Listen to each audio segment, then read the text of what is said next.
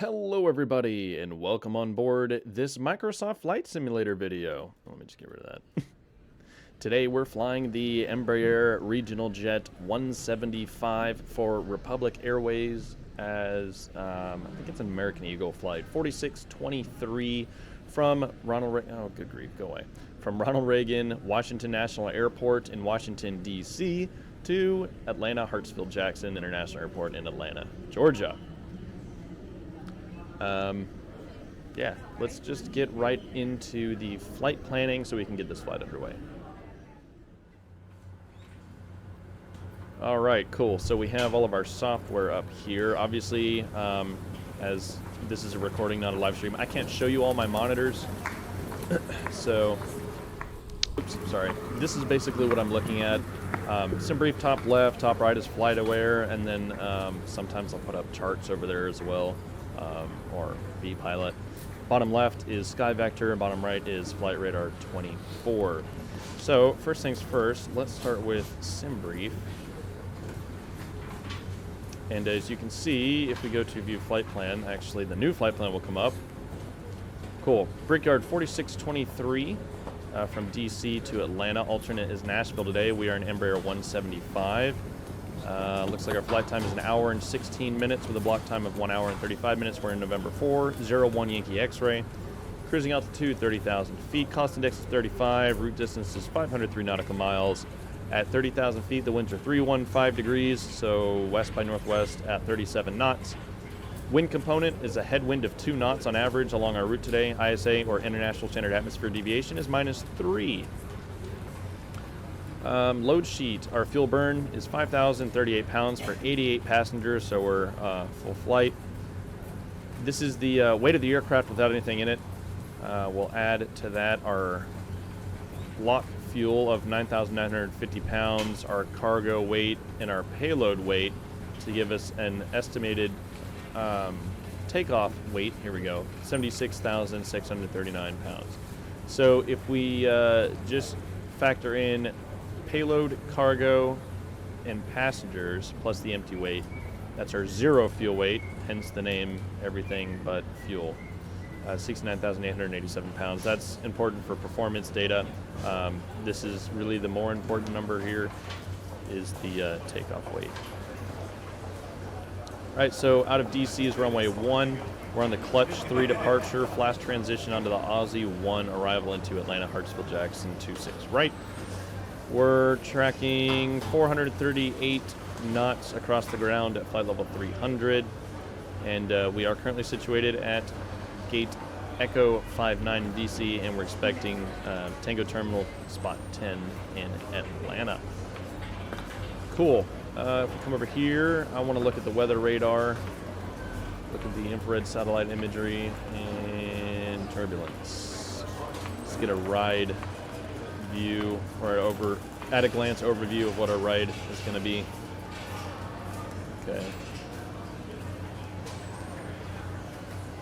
Dang, areas of turbulence are moving across our route. Dang, don't want to see that. Oh man, even heavy turbulence. Shoot.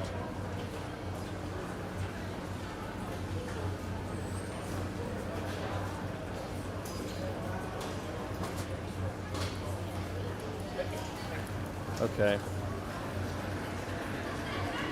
Some light to moderate turbulence. What's the most recent? Oh, good. Okay, it's actually passing out of the area. So about in our climb to cruise. And that's at flight level 300. Dang. All right. Hopefully that'll be clear by the time we're actually taxiing out and departing DC. So wait, that's SimBrief. Next we have FlightAware. So FlightAware is actually how I get all the route information to begin with. So I know I want to depart from DC, and I know I want to go to Atlanta. If you know the route, it's super easy. If you know the flight number, you can just type it in here. Boom, there we go.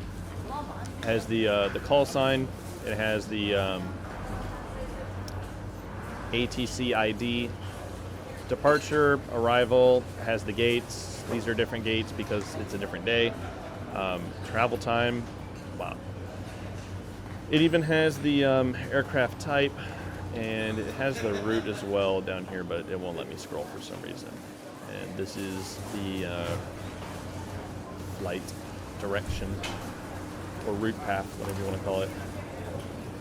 So bottom left is Sky Vector. Now this guy, if we just hit New Plan, and we type in KDCA and KATL, and we know we're doing about 438 at flight level 300. Right, and then we know our route actually. Let's grab that from SimBrief.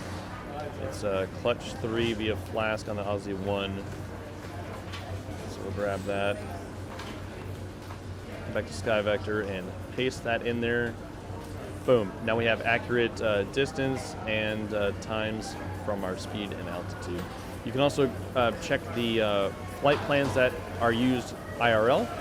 Of course, ATC preferred route. It's been cleared over 1,000 times. It was cleared today, probably a matter of minutes, and it is the most efficient route out of all of them.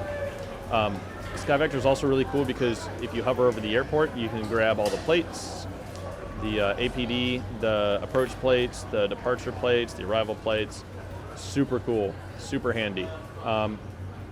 Now, standard disclaimer here, because I use this for real-world flight planning. This is a real-world flight planning tool. So if you do not know what you are doing, do not use it, because if you hit the wrong button, right, this will send a real-world flight plan to the Federal Aviation Administration, and it can cause you a world of problems. It even has a disclaimer once you hit the briefing and filing button that this is not intended for simulator use. Extreme turbulence. Oh, it's a Cessna 172. Yeah. Yeah, so we're obviously in an area of turbulence. Speaking of which, I can actually pull that up. Turbulence zones. Yeah, okay. AirMet Tango update 2 for turbulence. Pennsylvania, West Virginia, Maryland, and Virginia. Yeah, and then coming into Atlanta. AirMet Tango. All right. So I already know about the turbulence. Any IFRs? Kind of over Roanoke. All right, mountain obscuration, yeah, Appalachian Mountain Range. So no weather along a route, that's good. So satellite infrared, this is cloud coverage. The colors demarcate the in-cloud temperatures, as you can see down here in the bottom left. All right, and then cloud top heights, not really expecting to see anything, and we don't. Fantastic. So I'm just gonna leave this one on to look at a glance. Yeah, and that's our route. There's also other stuff like it has the text weather, the METAR, and the TAF. So you just hover over an airport like Raleigh-Durham or Charlotte or Atlanta, Washington Dulles, Andrews Air Force Base. You just hover over it. There's Nashville, our alternate, and it'll tell you the METAR and the TAF. Super cool. I freaking love this tool. It is one of my favorite. All right, and then Flight Radar 24. I mainly use this, man, to see what the real-world airports are doing, like operationally. Are they doing northerly, southerly, easterly, westerly? What's the flow of traffic, and what is the traffic density? So obviously they're departing northerly, and they're landing northerly. Oh, DC to Palm Beach. Is that a Republic? It is. Yeah, same equipment we're flying. Oh, and another Republic inbound from Cleveland. Nice. Okay, so we know DC's using 1, and if we go to Atlanta, they're probably landing westerly, so it's probably going to be 26 right.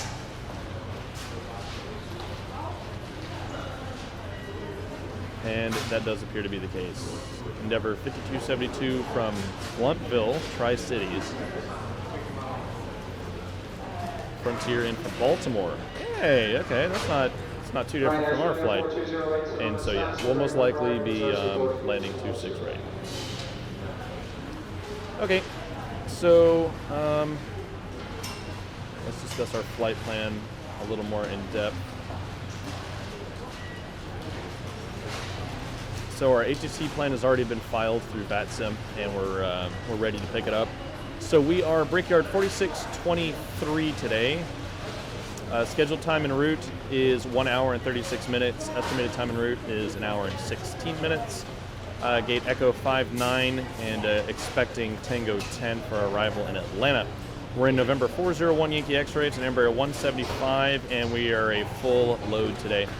Washington, D.C. is 14 feet above mean sea level. Atlanta is 1,026. Our route distance is 503 nautical miles, and our alternate is Nashville. Out of D.C., we're on the Clutch 3 departure, flash transition on the Aussie 1 arrival into Atlanta. Top of climb is going to be 30,000 feet. Wind is 353 at 29er. Temperature is minus 49 degrees centigrade. ISA deviation is minus 4. This aircraft has no MEL or CDLs.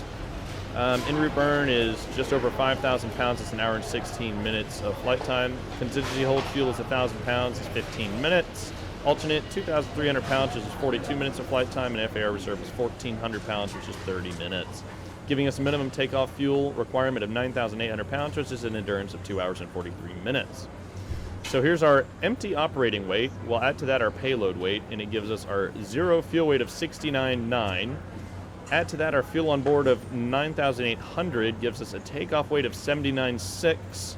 Subtract from that our burned fuel, because we shouldn't be losing passengers, cargo, luggage, or anything else. We should just be burning fuel. So we'll subtract that from our takeoff weight, giving us an estimated landing weight of 74.6, which is just under our maximum landing weight. So that will be a threat. Planned fuel on arrival, 4,700, which means our minimum plan is going to be 10.1. I'm going to grab 10.1 and sign that off at the gate. So we have a extra hour and 27 minutes of fuel. So our average wind component is -2. That's a headwind of 2 knots on average along our entire route, and our cost index today is 35. Departing runway 1, arriving runway 26. Don't mind any of this stuff because... Oh, actually, hold on. Oh, did they fix it? Obviously, they didn't fix the wind. Oh, man, I think they... No, yeah, it still has the... All right, never mind. They actually have the flap setting right, though. So they're working on it. Good to know. Let's see. En route. APU normal operation. Engine anti-ice will not be required. No overweight. No performance limitations or terrain limitations. Only weather is possible moderate to heavy turbulence.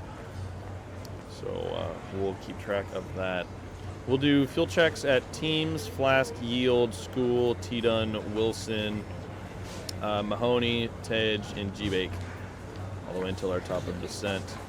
If you want to know how to read this, just let me know, and I can walk you guys through it in the next video. Altitude, route options, we can climb to 32. We'll burn 5,000 pounds of fuel. It'll still take 1 hour and 16 minutes.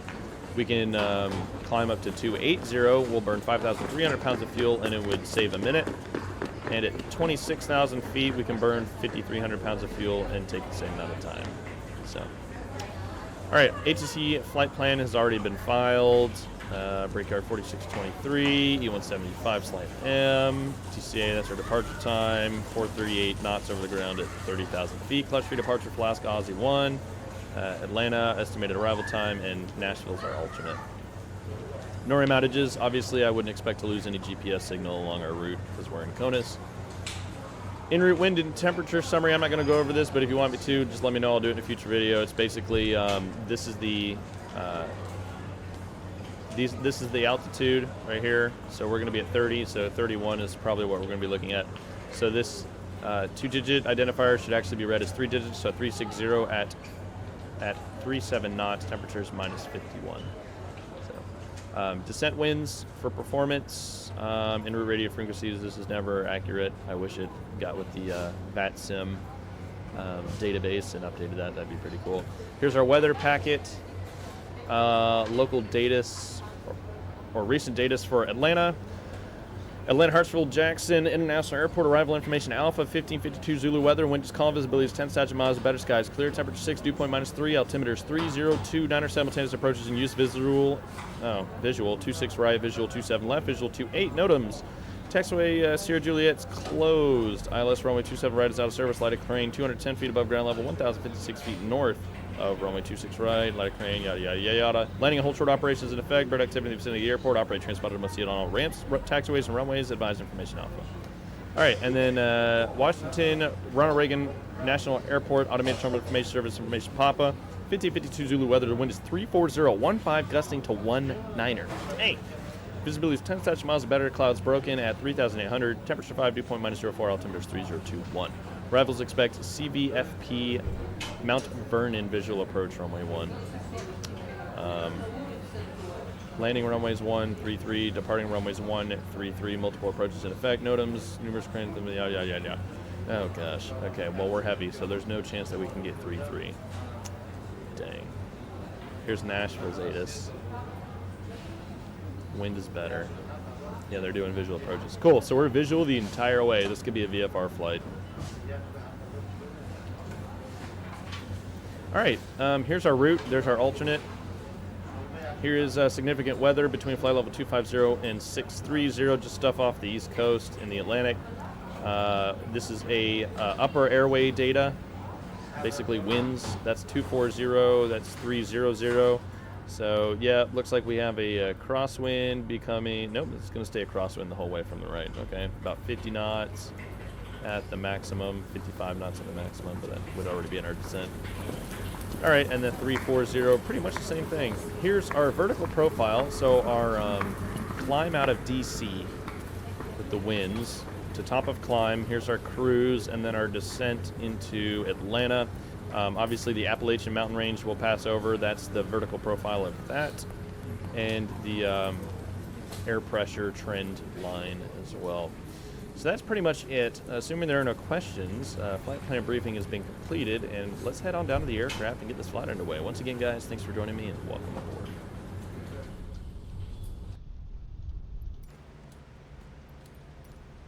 All right, guys, welcome on board this Embraer 175. So let's just get the cockpit preparation completed. Why is that stuff on? What on earth? Absolutely not. Since when? Since when? Absolutely not. What on earth?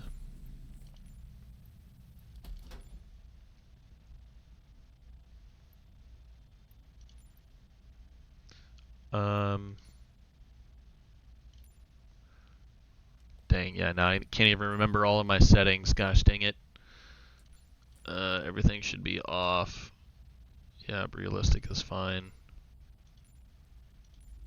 Everything should be off. Should be off. Yep, that's fine. Alright. Goodness, sorry about that. My immersion. Okay, so let's actually start in the tablet. Engine covers can be removed. So, actually, you know what?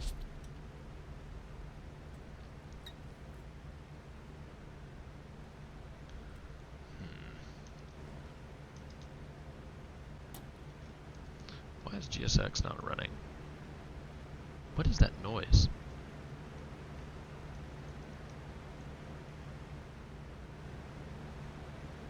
Is that actually the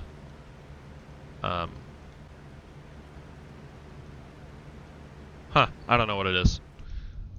Anyway, here is Washington DC National Airport, little United Express CRJ700 or the 550. I don't really know which one it is. There's a Delta Airlines. What is that? A Mike Delta? Is that? I don't think Endeavor flies the 170s, but that looks like a 170. There's another CRJ. That's an American Eagle. CRJ 700. Anyway, it'd be a lot easier to just like fly around and look at it. I freaking love this airport, man. If you go into the terminal, they have 3D sounds for the terminals. Isn't that cool? I know I'm zipping through it, but they even have the security checkpoints.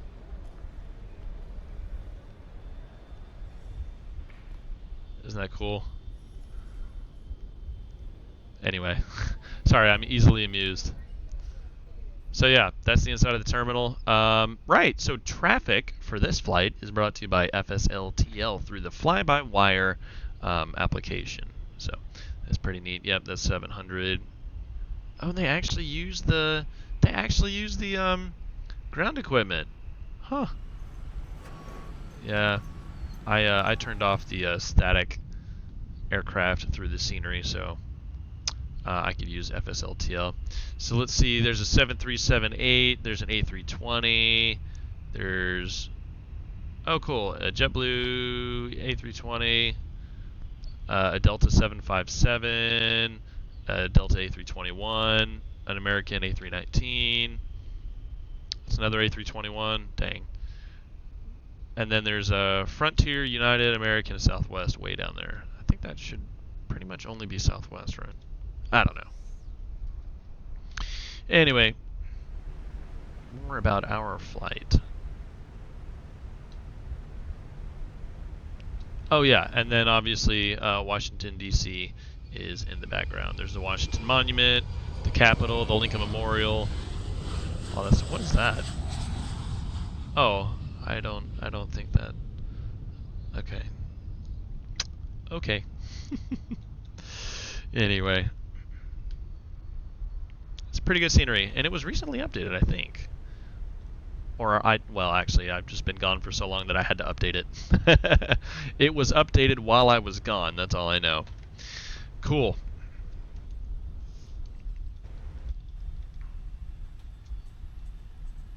I'll save that guy. So, let's get the jetway connected. We'll get a ground power unit connected as well. I don't think we can actually see that, unfortunately. Oh, but it's out there. Yep, there it is. The ground power unit is next to the ground equipment. Cool. All right, so let's go to flight details. We'll add import from SimBrief, and we should be seeing these details. Ronald Reagan Washington National Airport to Hartsfield-Jackson, Atlanta International, Brickyard 4623. Oh, I don't know, I hit that again. That's correct. Block time 1 hour 55 minutes for 88 passengers. Clutch redeparture flask, transition on the Aussie 1 arrival. Cruising altitude 30,000 feet. We're in Embraer ERJ175, CF34, 8 Echo 5s on the left and right side. MTO's checked, max cargo weight, sure. That's pretty much it. So we'll go to the departure page. It's going to be runway 1. That's misleading. Let's see, it's dry, and flaps 4 is our alternate option. We might actually have to use flaps 4 because we're kind of heavy. So we'll calculate that. Let's do real-time loading, and for some reason I don't have GSX. Hey, there we go. Let's get catering service and refueling.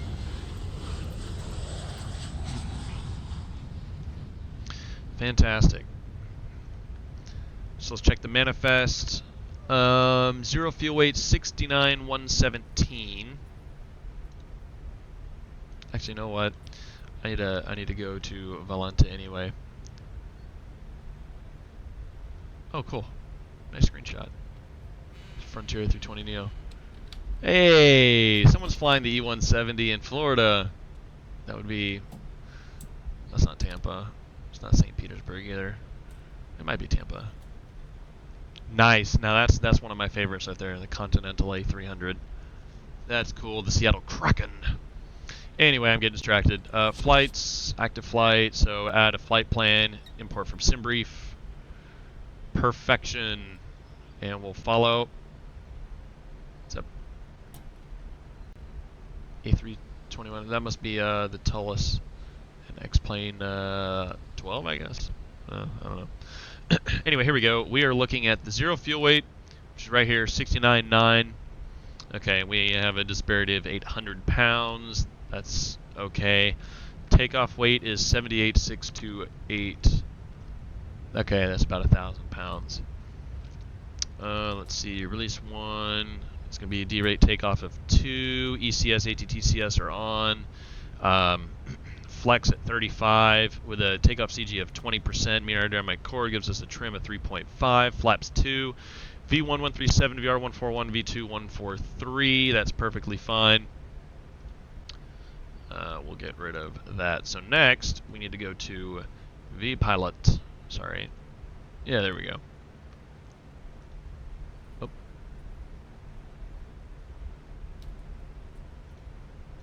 This would be...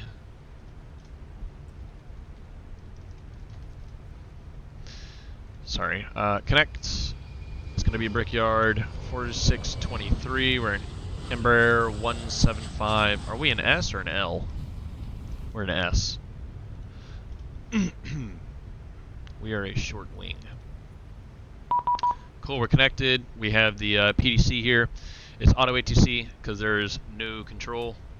Providing clearance. Let's see, squawk 1365 to Atlanta. So 1365 in the box. And actually, let's turn our batteries on. And we're on ground power. We'll hear that ramp up. Emergency lights are armed. We'll turn on the nav logo and inspection lights. Inspection lights for the purposes of the walk around.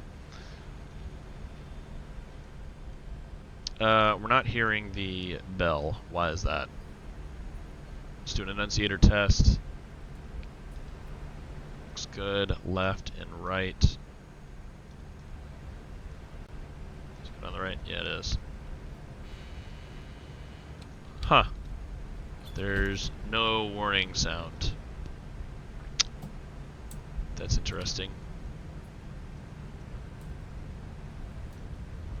I'm not getting any clicking sounds either. Huh. Oh, I forgot. Yeah, with Nulero, it gives us our safe dock. VGDS. VGDS, yeah, gate docking system. Visual gate docking system, yeah.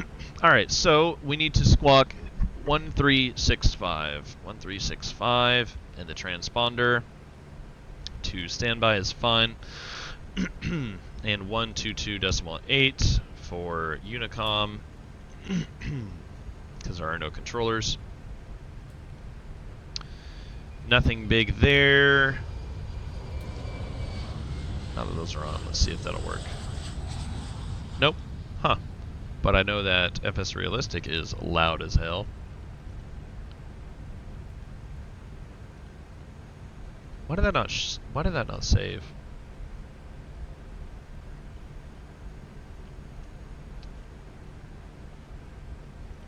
It's very interesting. Okay. Let's see. Right, so let's go to nav, data link, flight plan. Oh. Okay, I guess we don't have one. That's fine. Does it really have hoppies? No kidding.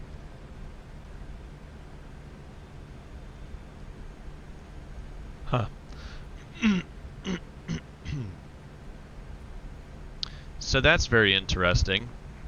Okay, position initialization anyway, before I get even more distracted. Let's open up charts. And let's unload that guy. Let's import from SimBrief. DCA to Atlanta. Alternate Nashville. Rowan 1 departure, clutch 3 via Flask. On the Aussie 1 via Flask, 26 right. You know what? Let's do a... let's do an RNAV. Actually, do they have visual? They do have visual, but I'm going to put in RNAV Zulu runway 26 right. But we'll expect the visual. It's a straight in anyway. Perfection. So DC, let's go to reference plates. If you haven't already, familiarize yourselves with the advisories and the prohibited areas. The, AFDZ. What is it? The SFRA and the FRZ. Yeah, flight restriction zone and special flight rules area. If If you're not familiar with that for DC, highly recommend you familiarize yourself with that because it is important. Alright, parking gate coordinates were at Echo 59. That's north 38 degrees, 51.5 minutes, west 77 degrees, 2.6 minutes. And it looks like GPS 1 is tracking that perfectly. So that's checked our route. We're DCA to ATL, Kilo Alpha Tango Lima. And we are Brickyard, Romeo Papa Alpha, 4623. It didn't take the 4. 4623. Awesome. Send a request for our flight plan. Flight plan received. Next page. Yikes. Alright, departure. Runway 1. Clutch 3 via Flask. We'll apply that. And if we come to sim brief, it's literally just via Flask and then the Aussie 1 arrival. So arrival, runway 26R, RNAV Zulu, via Haynes on the Aussie 1 at Flask. Apply. Cool. It's all in there. Performance initialization data. Right, so here is where we grab our, let's see, minimum takeoff fuel is 9,800, and our planned arrival fuel is 4,700. So, 4,700. Next page, cruising altitude, flight level 300. And cruising winds, actually I could just open up this guy, it gives me the same information, is 315 at 37. 315 at 37.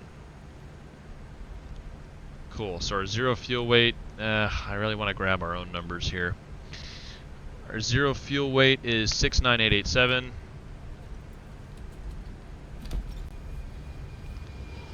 Our fuel should be 9950. So I actually want 10,100. Dang. And our gross weight of 79,837. Yep.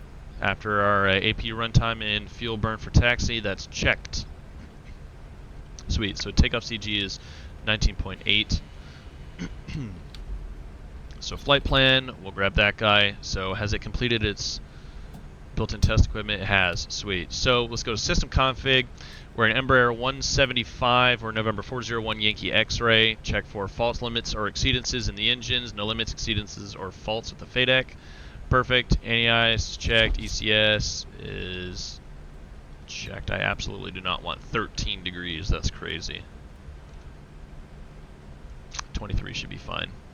Electrical. So we're on the alternating current on the ground power unit, providing 115 volts over 400 hertz to AC bus 1, 2 essential and standby, and DC essential 1, 2, and 3 are powered by the batteries 1 and 2 at 28 volts respectively. Fuel 9,950. Hydraulics quantity is checked. Flectrals and status page. Sweet. So plan mode. Don't need navigators or airports. I'll take the vertical profile. Same thing on maps. Vertical profile and TCAS. Don't need navigators. And I'll take weather on my side, terrain on your side on departure. Let's go plan mode, same thing. I don't even need the vertical profile there. But I do want TCAS. Awesome, and let's go in with you. Cool, so let's pull up the chart for our departure so we can brief that. Really quick. We're at Echo 59er. It's going to be a pushback facing south. November 75. It's going to be a pushback spot 12 facing southeast on November taxiway. It's going to be November Juliet, cross 4 at Juliet to runway 01. That's our taxi. So spot 12 facing southeast on November Juliet, cross runway 4, I don't know why I said 4 left, but cross 4 at Juliet to runway 01 for the full length. Runway 01 is heading at 007 degrees, 7,169 feet, and it's reported dry. Hotspot 1 and 3 are along our taxi route. Hotspot 1 taxiway is November Kilo Lima and Juliet complex intersection in the close proximity to the runway. Hotspot 3 aircraft joining taxiway Juliet inadvertently continue on to taxiway Golf or taxiway Mike and enter runway 0119er without clearance. So we need to maintain vigilance. This is pretty easy. We just need to turn left before the runway onto Juliet. And this one, we just continue on Juliet, man, and then cross runway 4. So it's pretty easy to counter those particular threats. All right, clutch 3 RNAV departure, runway 01. It's going to be a 007 degree heading to intercept course 331 degrees to Revgi intersection, max 220 knots at or above 1,500 feet. So you can see the Papa 56 Alpha and Bravo are very close to our route. So when in doubt, bear left of the river. So from Revgi, heading 310 for 2 nautical miles to Bebley intersection, then heading 340 degrees for 3.6 nautical miles for Reggie. After Reggie, heading at 292 degrees for 6.2 nautical miles to Kukli. And then after Kukli, 226 degree heading for 18.6 nautical miles to Brutal intersection. After Brutal, 239 degrees for 18.4 nautical miles to Butters intersection at above 3,000. That's ridiculous if you're still even around 3,000 feet by that point. After Butters, heading 239 degrees for 7.1 nautical miles to Clutch intersection, then 246 degrees for 28.2 miles to Kirk, and then from Kirk, 244 degrees for 48 nautical miles to Teams, and then from Teams to Flask, and then we're off the departure. So initial climb for runway 1, climb at heading 007 degrees, intercept course 331 to Revgi, cross Revgi at or above 1,500 and at or below 220 knots, then on track 310 to Bebley, then on track 340 to Reggie, then on track 292 to Kukli, then on track 226 to Brutal, then on track 239 to Butters, cross Butters at or above 3,000, then on track 239 degrees to Clutch, top altitude 5,000, from Clutch on assigned transition, maintain 5,000, expect clearance to filed altitude within 10 minutes after departure. So that's pretty easy. Throw that guy up there and you can see what it looks like. Obviously, this is a ridiculously long standard instrument departure. Takes us all the way into, what is that, South Carolina? That might still be North Carolina. But anyway, that's pretty cool. If we go to airport information, the APD, the airport diagram, we'll just plug that guy on. Have him in standby. All right.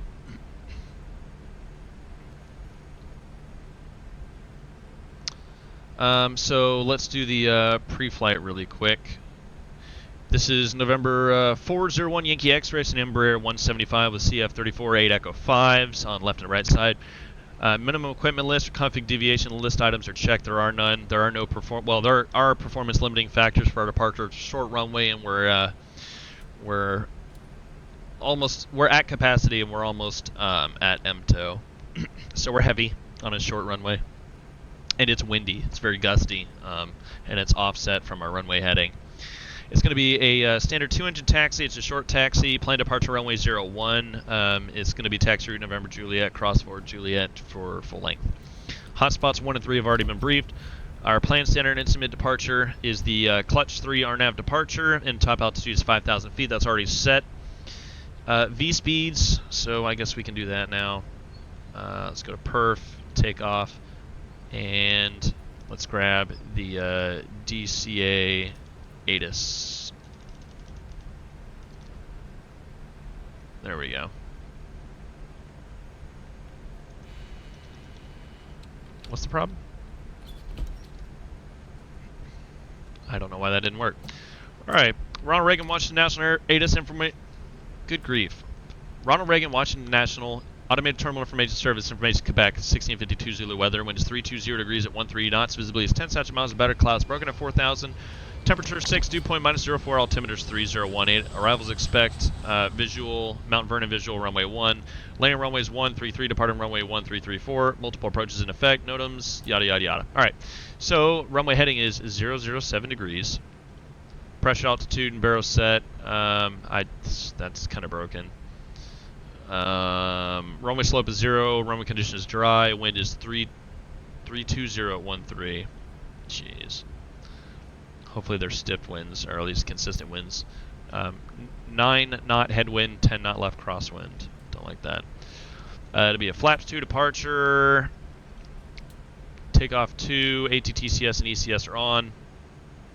Flex at 35, it's probably going to change it though. Yeah, it will. There's nothing I can do about that. Alright. That's all set. So if we go to takeoff, boom. V1139, VR143, V2144, clean by 199. Climbing to 300, transition altitude is set, cruising at 300 and descending through flight level 180. So transition levels checked. So landing, let's see what ATL is doing.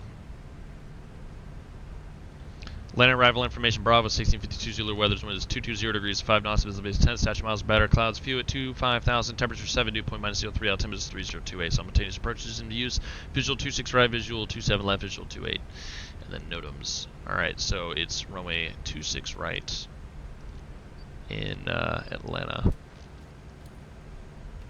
It's a heading of 275 degrees, I should have known that, so 275. Landing temperature is 07. Flaps full. It's a visual approach, which is a non-precision approach. No icing. Wind is 220 at 5. Boom. Now we have our landing data in as well. So perf, takeoff, next page, takeoff. Awesome. It's about everything we need. Let's get rid of that.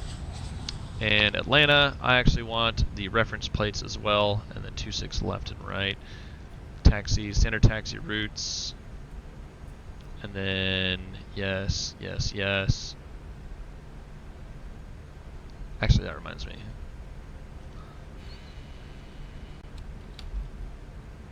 Here we go. Runway 1.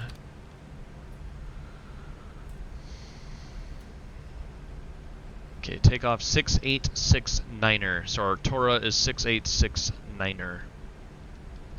Filing is alternate. Alright, don't need that. Sweet. So V speeds, V1139er, V rotate 143, V2 144, flaps and slats clean by 199. Whenever you're ready, we'll do the emergency procedures for takeoff. No engine out or special. Well, there are special engine out procedures for this airport. However, we don't have that plate, do we? And then we'll brief threats as well. Is that an option actually?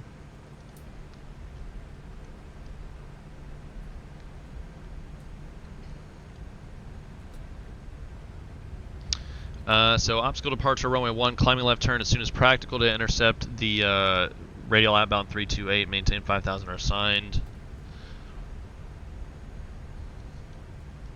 So we'll just do a company standard engine out procedure if that happens. Left turn as soon as practical. That's pretty easy. Threats, single pilot operation, very busy airspace. It's got Baltimore, Washington, Thurgood Marshall, Scott Andrews Air Force Base, and Washington Dulles International, as well as this airport, all in one small area. The Washington airspace is incredibly busy. Single pilot operations for a heavy aircraft on a short runway. Oh, totally forgot about those guys. Those are pretty much all our threats.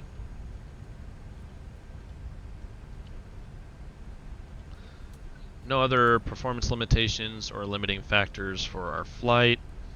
It doesn't even look very busy here at this airport today. Oh, that Embraer must have departed because now it's a SkyWest CRJ. It's actually pretty cool. It's American Eagle. All right. So if you're ready, let's do the emergency briefing. All right, so cockpit preparation has been completed. The pre-flight checklist, pre-flight briefing. Altimeters are 3018. Let's just verify that.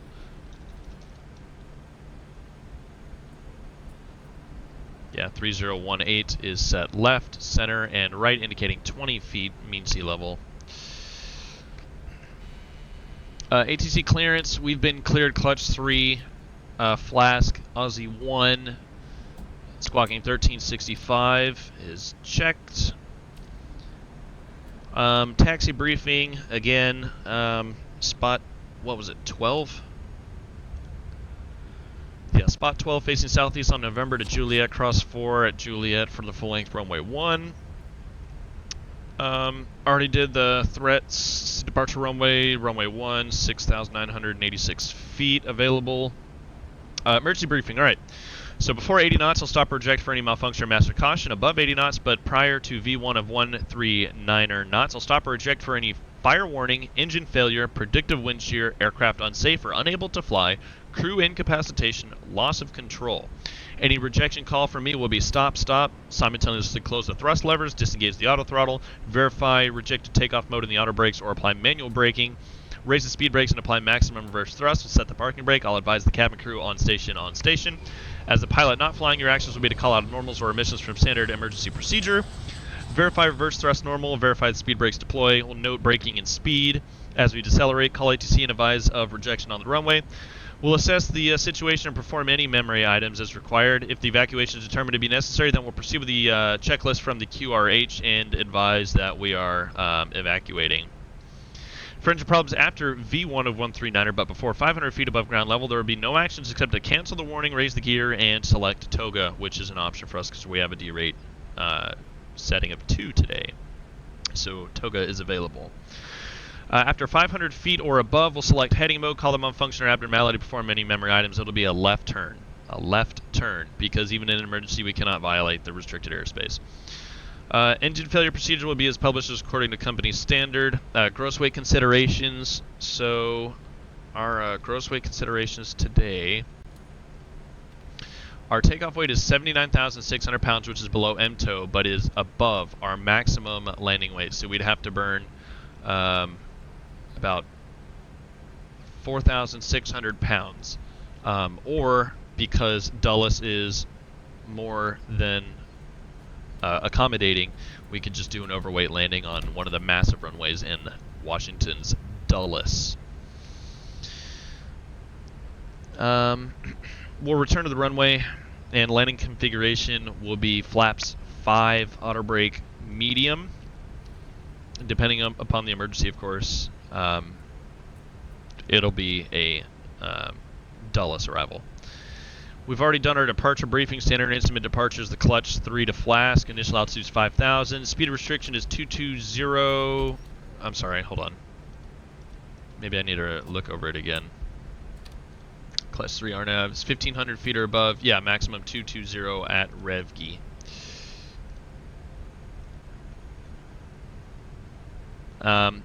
No threats other than the restricted airspace to the east of the Potomac River on departure, so we need to maintain a westerly course from the river at all times.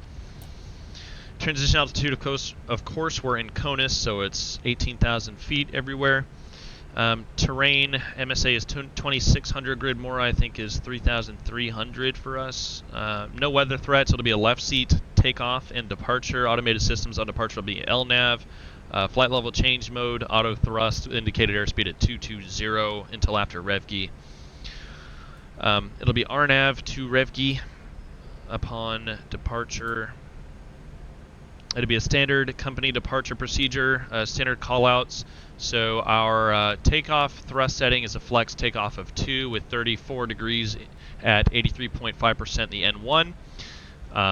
Set takeoff thrust, confirm airspeed alive. We'll cross-check at 80 knots and synchronize, neutralize any control inputs at 100 knots, V1 139 or VR 143, V2 144. Retract flaps and slats on schedule, clean by 199er standard callouts. Flaps configuration for takeoff is flaps 2. No supplementary procedures today.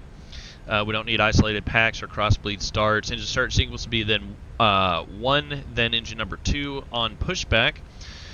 MELs and CDLs have been checked. There are none, and that's been verified through the aircraft maintenance log. No additional concerns or threats. It's a 175, so we don't have to worry about tail clearance for like a 190. Assuming there are no questions, we will now verify the load sheet and get on out of here. So let's close the doors for the catering.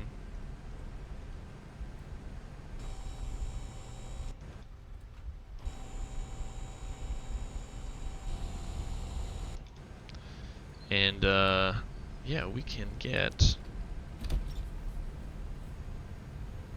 GSX. Oh, right, I forgot to do the... That's why it's not working. There we go. My Lorbeez wasn't launched, so the Stream Deck wasn't connected.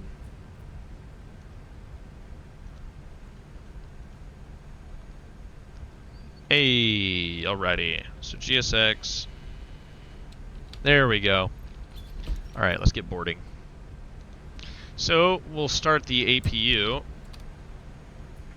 Get that guy turned on. Let's see. No smoking sign on.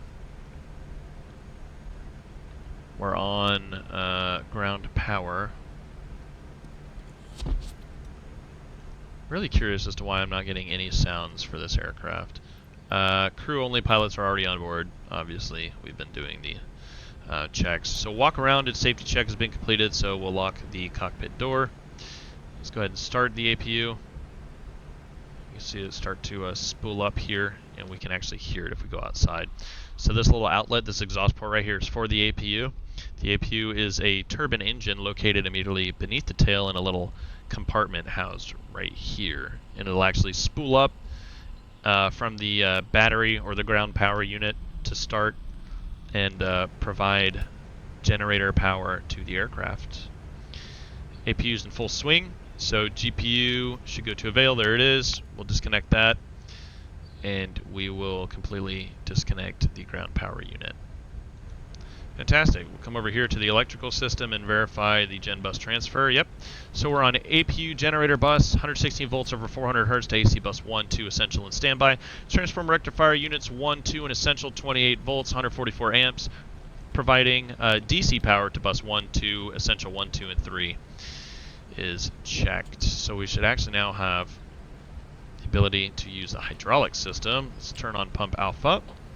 You'll see system 3 is pressurizing.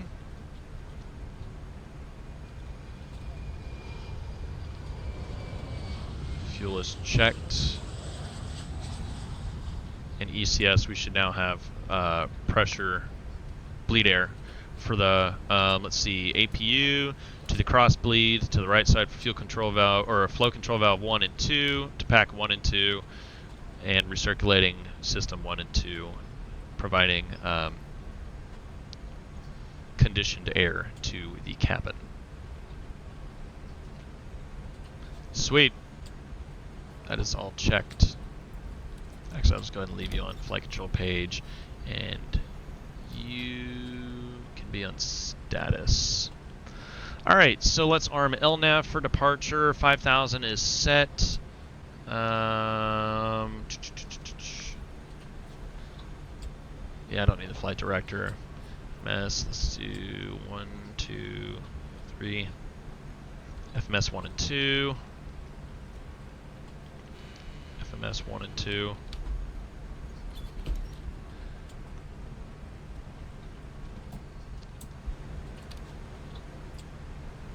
Awesome.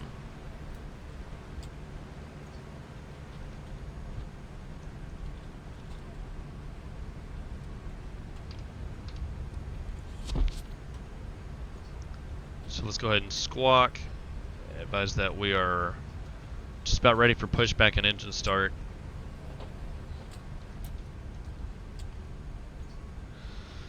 Oh, actually one thing I can check. If we're doing the RNAV Zulu 26 right, is this guy, or RNAV RMP Zulu 26 right. What are the minima? 412 feet. So let's go to, no, this radio. Alright, I can't do this. Oh, darn. Okay. That's fine. Right, so actually what we can do, however,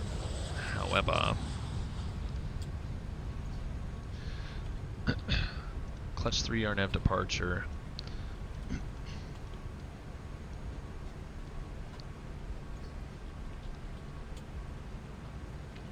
What's the radial from the DCA VOR?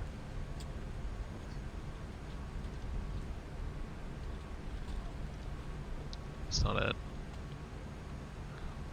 Right, it's, yeah, in the middle of the field.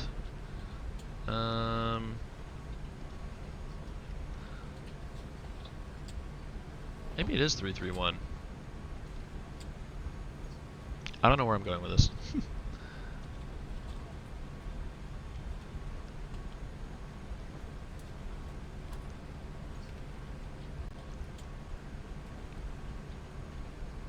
Oh, it was on this, wasn't it? Yeah, 328. Radial 328 from the DCA VOR. And the DCA VOR is 111. So if I go to preview, course 328.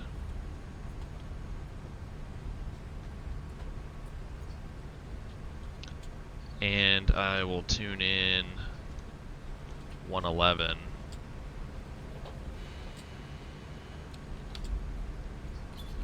Is set. It is picking up the DCA VOR. Hit preview again. 328.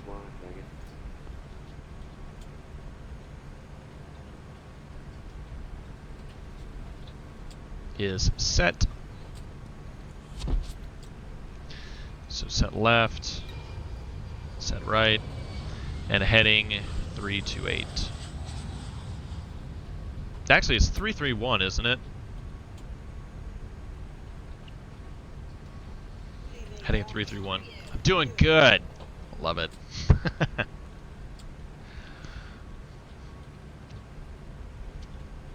All right, how far are we into boarding? We only have about 30 people on board. About 67% loaded.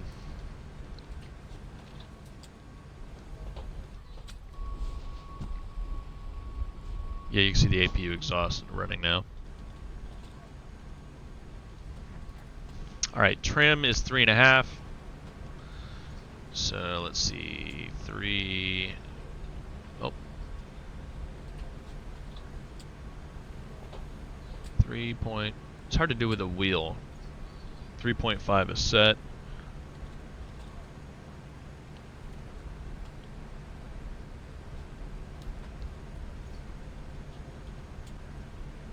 Oh, flight director's on. Don't need that guy. Let's see. I think I need to turn on the AFC bridge. Huh.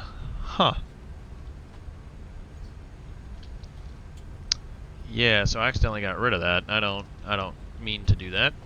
So let's just put it back in. Southwest 336 is taxiing to runway 1 via Kilo, There we go. Bravo, Alpha, Juliet, Yeah. Washington.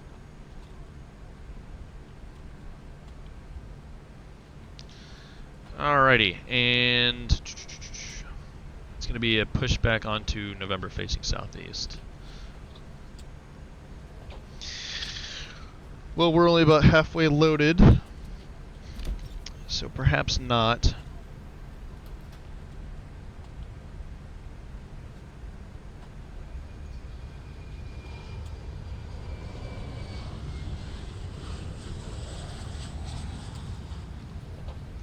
All right, let's just verify the load sheet real quick.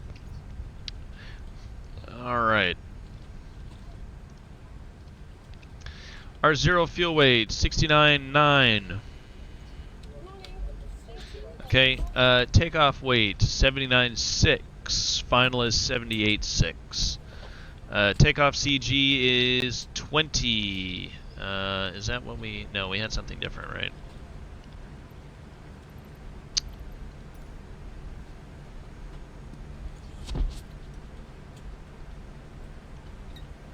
$19.8.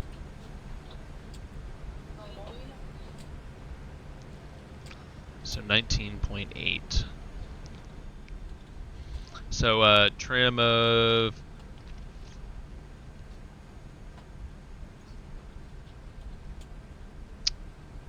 You know what? I might actually go flaps 4.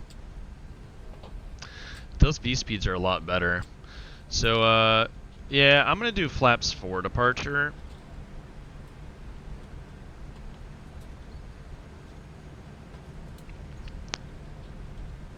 Washington traffic, Southwest 336 is crossing. All right, runway V1 is 4, 126, Washington. VR is 126, V2 is 128. That should be a lot better. And in fact, we can go ahead and bring our flaps to 4. So slats are dropping down to their position. The flaps will come down shortly thereafter. Perf data and V speeds are cross-checked, and once everybody's on board, we will address the cabin.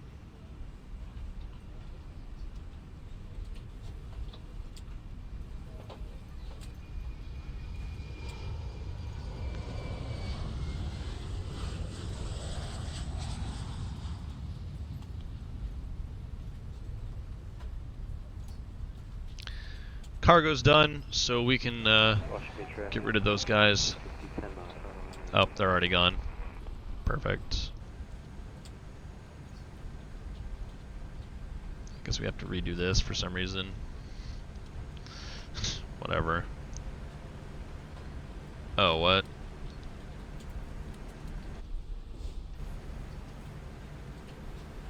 No, sir. That's better. Alright, slats and flaps are set 4. Takeoff pitch 12. Washington traffic, Southwest 336 is holding short of runway 1, Washington.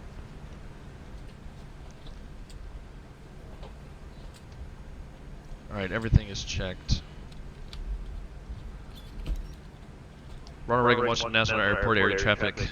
Republic 4623, Embraer E175, gate 59er will be pushing back to face southeast on November, taxiway at spot 12. Any traffic in the area, please advise Ronald Reagan, Washington National area traffic. Perfect, so that's done. Almost. Go ahead and hit prepare for pushback and departure. Seatbelt signs will come on. Go ahead and turn on the sterile lights. The sterile cockpit.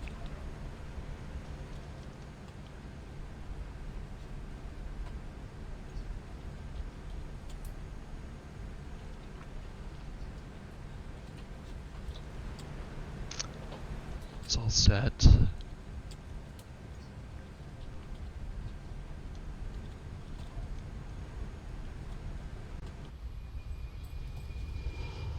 So there was a Southwest jet. It was like only short of 1. Yeah, he is holding short of 1.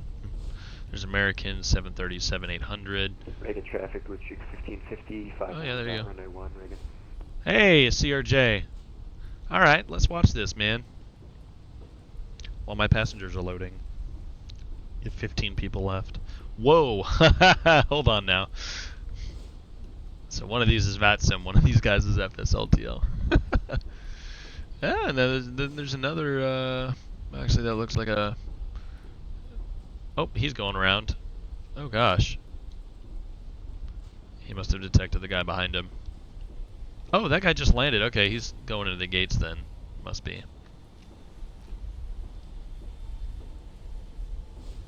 CRJ 700, probably a Piedmont, or not Piedmont, but a PSA. It's a blue streak. That's what this guy is. You can hear it flying overhead now. Oof. Got his reversers on.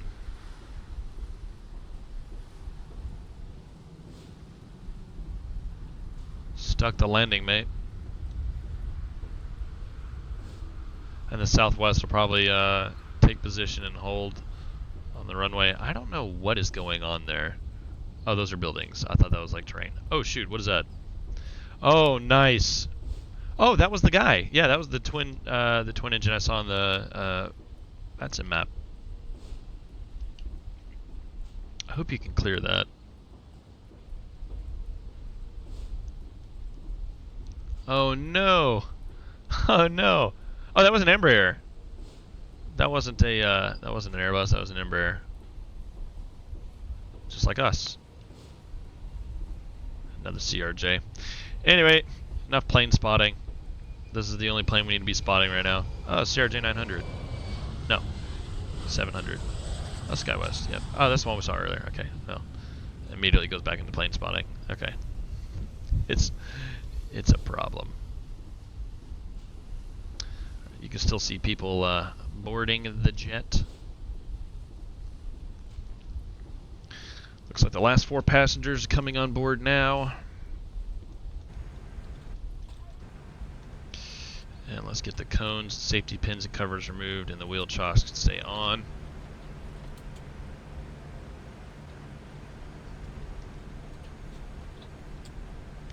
Yeah, I don't know why those hotkeys don't work. I set them up on purpose, and they don't at all work with the aircraft. All right, cool. So everybody's on board. Washington traffic, Southwest 336 is lining up on runway 1. Washington.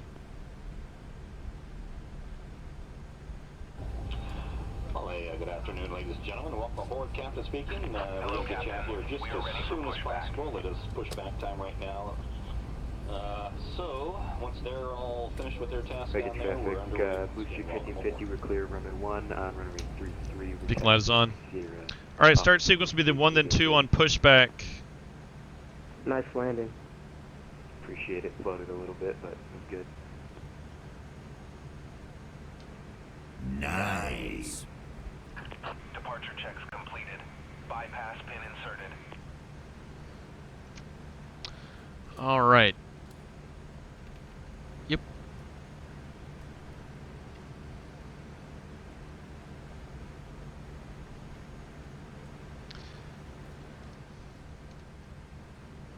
Washington traffic, Southwest 336, taking off of runway 1. Flight deck to ground, clear to push southeast on November, spot 12. Start signals will be then 1 to 2, advise when brakes release. Or advise them when they need to release the parking brake. Whatever.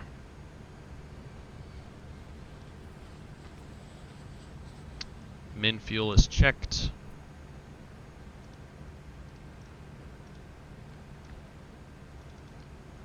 .8 southeast on taxiway November. Release parking brakes, please. Okay, releasing parking and brakes, advise when clear to start. Commencing push. I hit the wrong button. All engines clear. Start at will. Okay, we're starting engine 1. Start engine 1. Ignition alpha. Into rotation.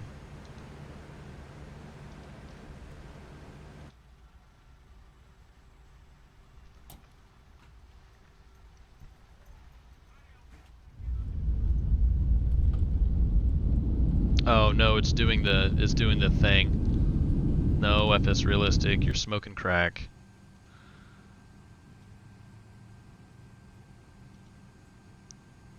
Alright, we have ITT and N1 rotation.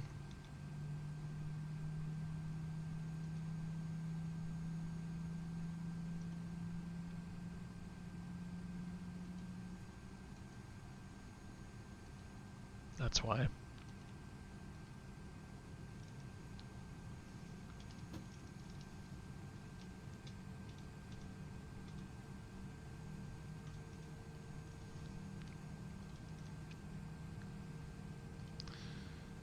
All right.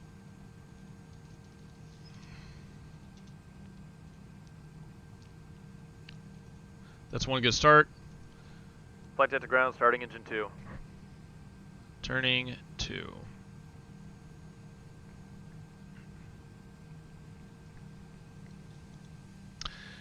Into rotation. We're about done. Please set parking brakes. Brakes set clear to disconnect, pin a signal on the right.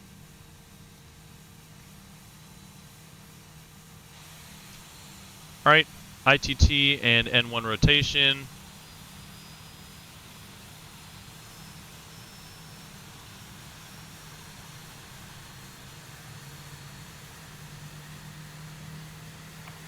And again, ladies and gentlemen, we'll be starting the safety video at this time.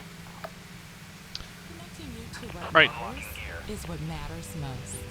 As America's Let's check the most hydraulics. airline, this remains our #1 honor. Checked. Welcome aboard. Welcome aboard. All right, Welcome flight aboard, control check. and thank you for flying. Ailerons, full left. Every flight is the health and Full safety right. of our customers and crew. So before we depart, Neutral. please pay attention to Elevator the full important forward. safety message. Be sure Full that all back. carry-on items are securely stowed Neutral. in overhead bins Rudder, and full any left. smaller items Full including right. handbags under the seat in Neutral. front of Flight you. control If you check lose your has been electronic completed. device in your seat, please do not adjust your seat and ask a crew member for assistance. Please ensure all aisles, exits, and bulkhead areas are clear. As we leave the All right, gate, I'll take make sure terrain on your seatbelt is side. fastened. To fasten, insert the metal tip into the buckle. Chrono, Adjust the APU strap can so come it's off. low and tight across your lap. To release the belt, just lift the top of the buckle. Please remain seated with your seatbelt securely fastened anytime the seatbelt sign is on. Even if the sign is off, please keep your seatbelt fastened whenever you're seated. Oh, here we in case go. of sudden rough air. In the event of rough air, the crew might also need to buckle up for safety. We apologize if this means our service is interrupted. They don't Federal care. regulations require all passengers to comply with the posted placards. All right, we have the pin and signal. Taxi lights come on. The cabin, in addition to any crew member's instructions. Smoking, vaping, the use of e-cigarettes, or any smokeless Set. product, including chewing tobacco, is not allowed on any flight. Federal law prohibits tampering with, disabling, or destroying restroom smoke detectors. There are 8 exits on this plane. 8 Takeoff doors, okay. 4 on each side. Brake check. Each door has a detachable slide that can be used as a Checked. rack. In the event of an evacuation, leave all carry-on items behind. All exits are clearly marked with All a right. green symbol. Arrows indicate the direction to these exits. Please take a moment to Let's find the see. exits closest After to start, you, flight control and check has been remember, completed. they Pitch might trim be is set. behind Takeoff you. date is verified. If there's a loss ECAS is of checked. power, Shoulder the control will harnesses relay the aisle to come guide you to on. the exit. It's Flaps unlikely, 4 but if cabin are pressure set changes, the and panels inside the indicated. lavatories and above your seat will open, revealing After start checklist oxygen is masks. complete. If this happens, reach up and pull the mask or red streamer down to start the flow of oxygen. Place the mask over your nose and mouth. See, before Lift the takeoff. mask Takeoff min, strap fuel over quantity your is head checked. and adjust the Transponders on. mask Takeoff if config has already been necessary. set. Breathe normally Auto and brake know that RTO. oxygen is flowing, so And don't worry if the bag doesn't brakes inflate. are Be sure armed. to adjust your own mask before helping others. A water evacuation is also a plan. Before takeoff But checklist just is in complete. case, Cool. flight So vests all we are have to do is make our compartment call. or adjacent to your seat.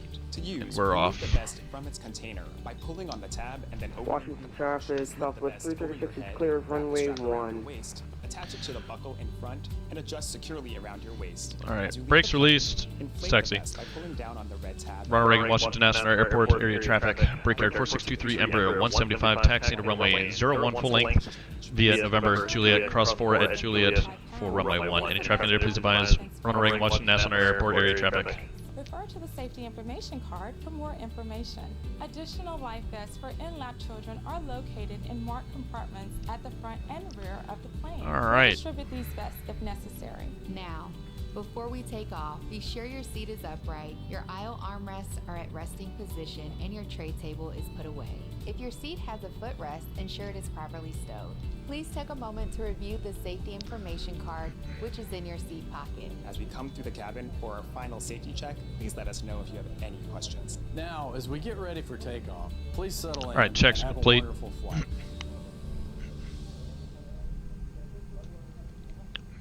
All right, runway 1 departure. No greater than 220 knots at or above 1500 by Revgi. And left turn as soon as practical is going to be the 328 radial outbound from DCA to intercept 331 course to Revgi.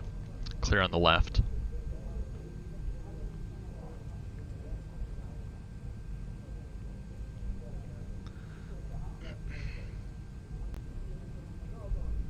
Ladies and gentlemen, we do thank you very much for your attention, and now we invite you to sit back, relax, and enjoy the takeoff. The captain has made tower communications available, so if That's you'd right, like y'all. to monitor the air traffic system, you'll find that on channel 9 and your headsets in the seat pocket in front of you. We'll give you a little more information about our service plan for our flight this evening as soon as we're in the air.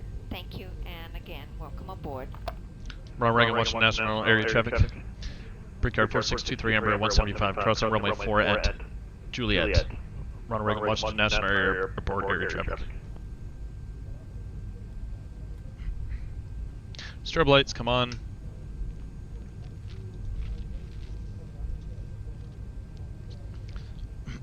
And we'll be crossing 4 at the next intersection.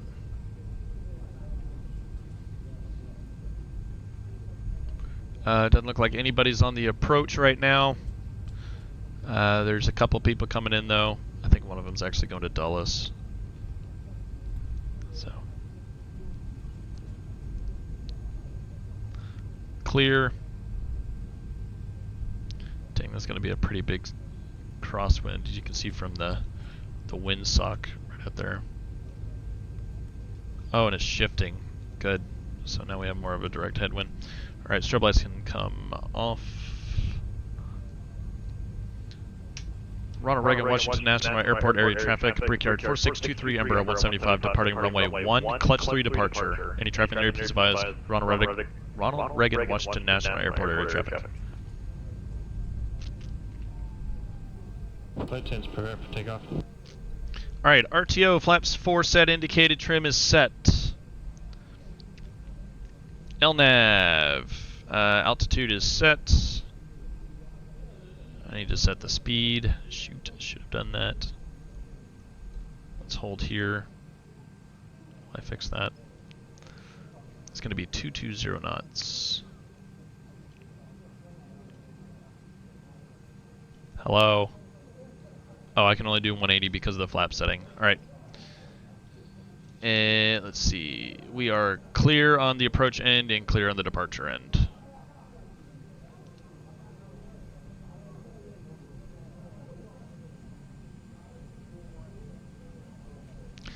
Engines are stable.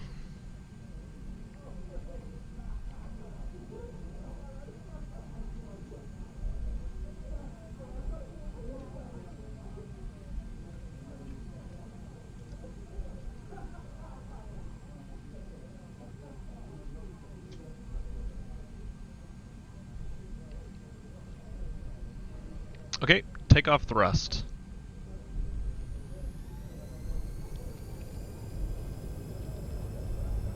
Thrust is set.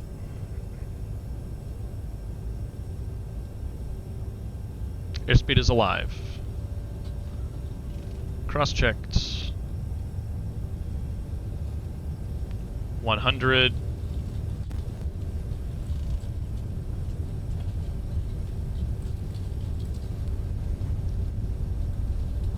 V1, rotate. Oh shoot. Come on, keep rotating. There we go. Positive rate of climb is confirmed. Gear up select. Speed checks, flaps 3. And left turn. Yep, there's the course. We shot right past it, that's right. Ronald Reagan, Washington National Airport area traffic, Brickyard 4623, climbing 500 to 5000, clutch 3, RNAV departure, off of runway 1, Washington National Airport air traffic. Speed checks, flaps 2. Got to accelerate. And here we go. United 1557 on the Freedom 5 arrival, so this is from the let's go 200. Currently about 8 miles out for R&D 1. Wash too much. Speed checks, flaps 2, or flaps 1 rather. Right now to Reggie. Speed checks, flaps up. And I'll take weather on my side.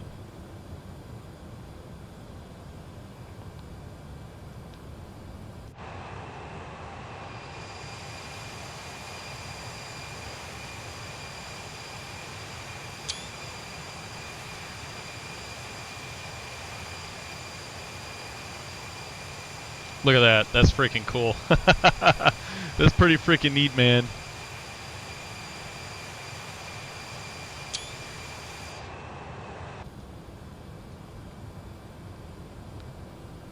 Alright, and speed can go to 220, well, 250 really, because we're already past Reggie even.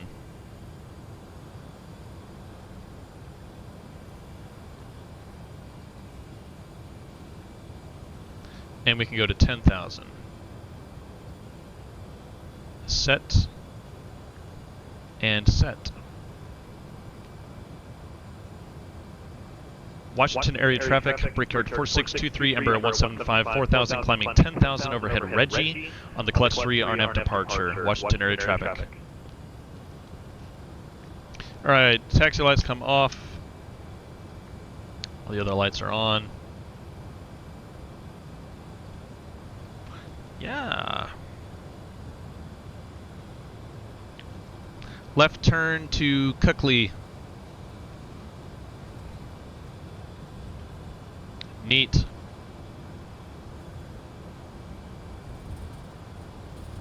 Kind of bumpy. Just a little bit.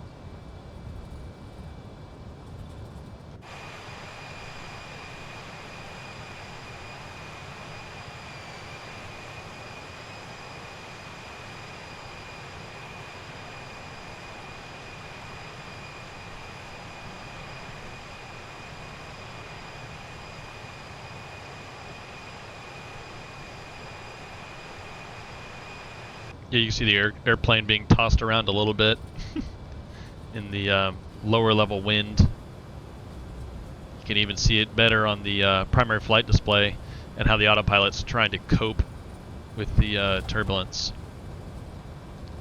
Wow. Ladies and gentlemen, now that we're underway, I would like to add a very warm welcome to our many mileage plus passengers. And now DCA ground is online. This evening. If you're a frequent flyer and not a member of Mileage Plus, let one of us know. We'll be happy to get you an application and get you signed up. In just a few minutes, we will be starting our initial service. That is accompanied with cocktails or beverages. Midway through the flight, we'll have a light snack available. After our meal service is over, we will be coming through the aisles with our duty-free sales. You'll find that magazine in the seat pocket in front of you. Just keep in mind, however, as you are purchasing duty-free, that if you're continuing on to other domestic flights, you are restricted from taking gels, liquids, or lotions more than 3.4 ounces. So much for my tub, 3-gallon tub of lotion. We are taking only credit card sales for our duty-free at this time. Just to note also, we do ask for the safety and security of the flight that you use the lavatories in your ticketed cabin. And for security purposes, congregating near the cockpit or lavatories is prohibited. We ask that you buckle your seatbelt on the outermost garment, whether that be a blanket or a jacket. This is for your safety and also so we don't have to awaken you if the seatbelt sign comes on to see if you are buckled up. Our programming will begin in about 10 minutes. You'll find a full listing of all audio and video programming in the Hemisphere magazine. You'll find that in the seat pocket in front of you. We do invite you now to sit back, relax, and enjoy the flight. If there's anything we can do to make you more comfortable or to help you in any way, don't hesitate to call on us. All right.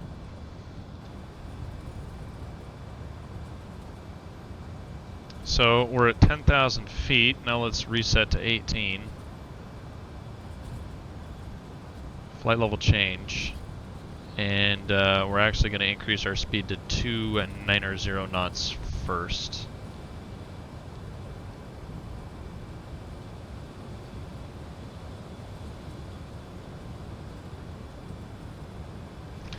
Is checked. Alright, so landing lights can come off. Sterile off, and I'm definitely keeping that fast seatbelt sign on. You better believe it.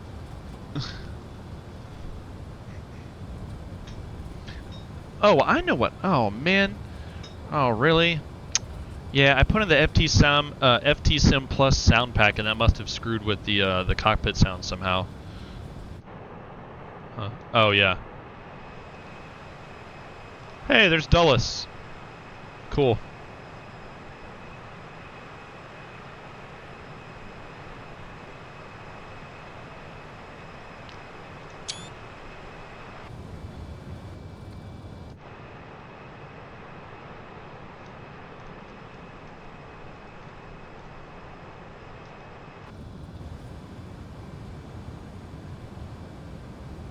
Alright, 290 knots, 11,000 feet. Overhead, brutal. Watch area traffic. Brickyard 4623, Embraer 175. Climbing 11,500 for flight level 180 overhead. Brutal intersection on the Clutch 3 departure. Watch area traffic.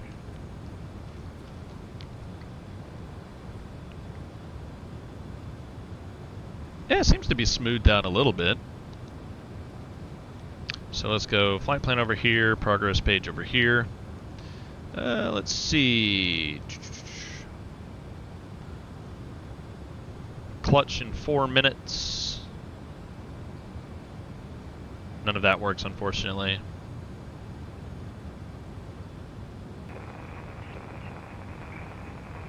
Can't hear a word that guy's saying.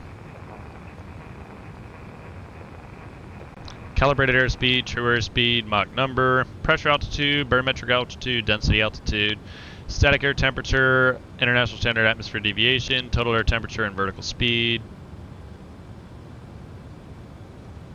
Should be Dulles. Why is Dulles not on this list at all? There's Edwards. What the heck? Huh.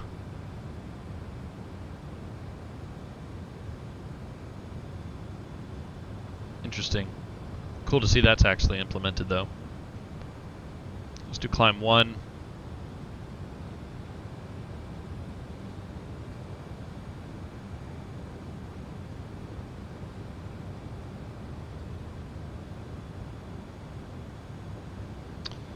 All right, and oof. How do I go back to auto for the nav?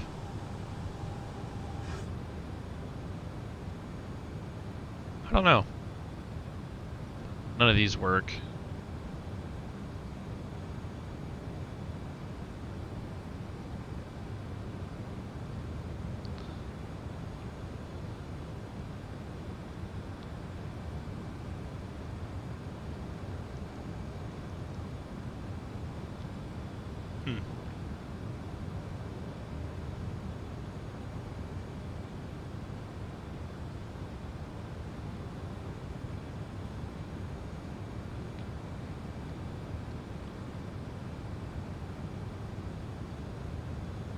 That's not a lot. That's pretty good.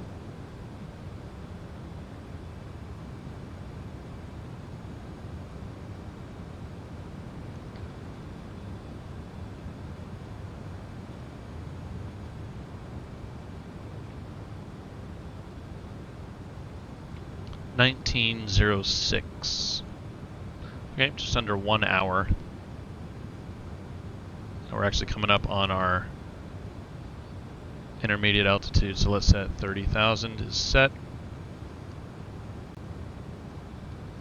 Distance just under 500 miles.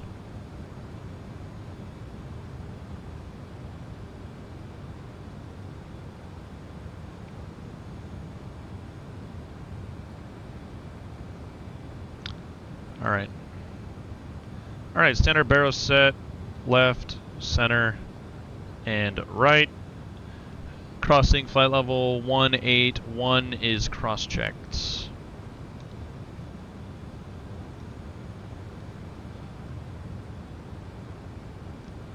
Ladies and gentlemen from the flight deck, this is Captain speaking. Want to welcome you on board Republic 4623 with service to Atlanta Hartsfield Jackson. Want to thank you for choosing to fly with us today. It was a little bumpy on our departure, however, it seems to have smoothed out. So, fast seatbelt sign has been switched off, indicating it is safe for you to move about the cabin. However, we ask that if you do not have any reason to be up, that you do remain seated with your seatbelt fastened low and tight across your lap in case that we experience any unexpected turbulence or rough air. As we cross the Appalachian Mountain Range, there is a pretty good chance that we might experience any clear air turbulence or some rough air, so please maintain vigilance of the fasten seatbelt sign during all phases of our flight today. We're just passing 20,000 feet, climbing for our cruise of 30,000 feet. We're looking at just under 1 hour of flight time, and weather in Atlanta is looking pretty good. And we'll have more information for you once we are in our cruise, approaching towards our descent phase. So sit back, relax, and enjoy the flight. We hope to see you on another Republic Airways flight in the near future. And once again, welcome aboard. All right. That's all done. There's somebody ahead of us. That could be the Southwest from Baltimore to Greensville, Spartanburg, 737-700, or the Philly to Charlotte A320. Or it could just be an FSLTL traffic. That's also a possibility. Didn't even really look like we're climbing, but gosh dang, that ground looks good.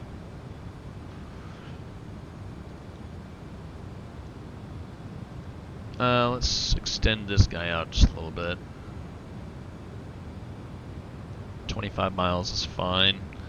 Heading select. Turn preview off.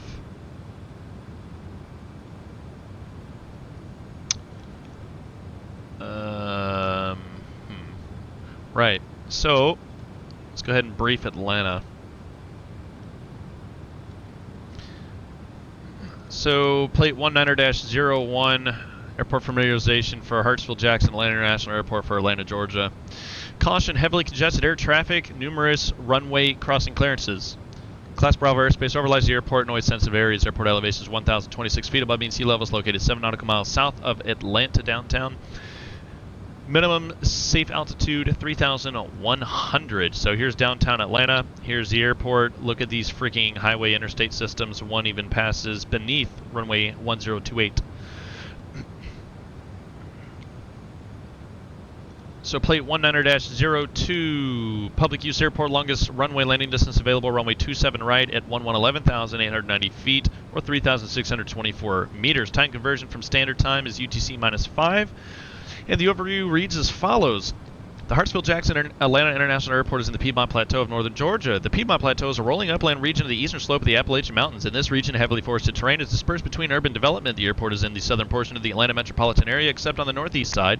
The airport complex is encircled by major highway systems. The most significant obstacles in the area are man-made structures at 2,049 feet mean sea level, 7 nautical miles, and 9 nautical miles northeast of the airport.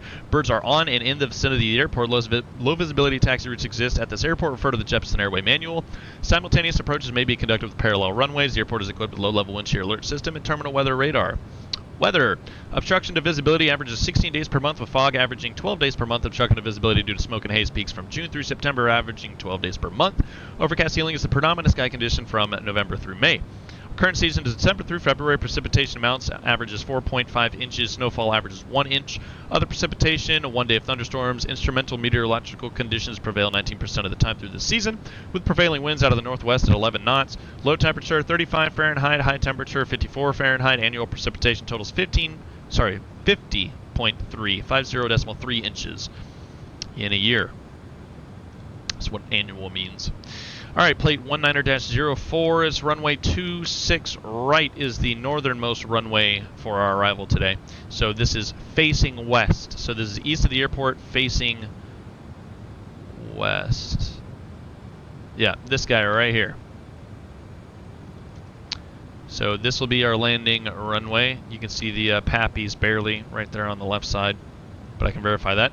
Runway 26 right, visual vertical guidance is provided by precision approach path indicators of 3 degrees on the left side of the runway. The Pappy is unusable beyond 6 degrees left and 7 degrees right of the runway center line. So again, those guys, 2 white, 2 red is what we should see once we're by that point.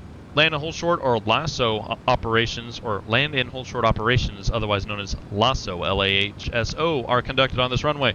This is preferred runway for arrivals. This runway has a landing distance beyond threshold of 900,000 feet or 2,743 meters. The landing distance available is 8,500 feet or 2,591 meters.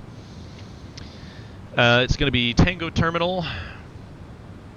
So the furthest west, the westernmost terminal, so far left side, if we're looking at it, it's right here.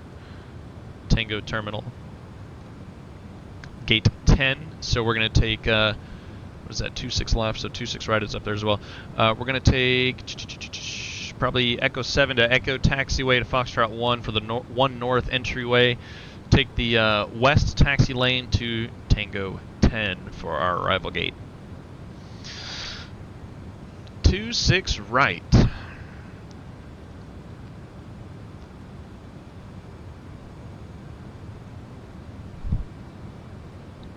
So landing and hold short operations distance, taxiway hotel, that's 8,600 feet.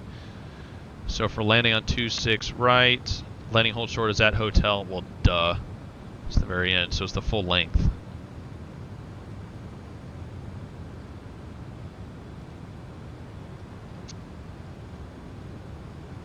So landing beyond the glide slope, 7,851 feet of landing runway available.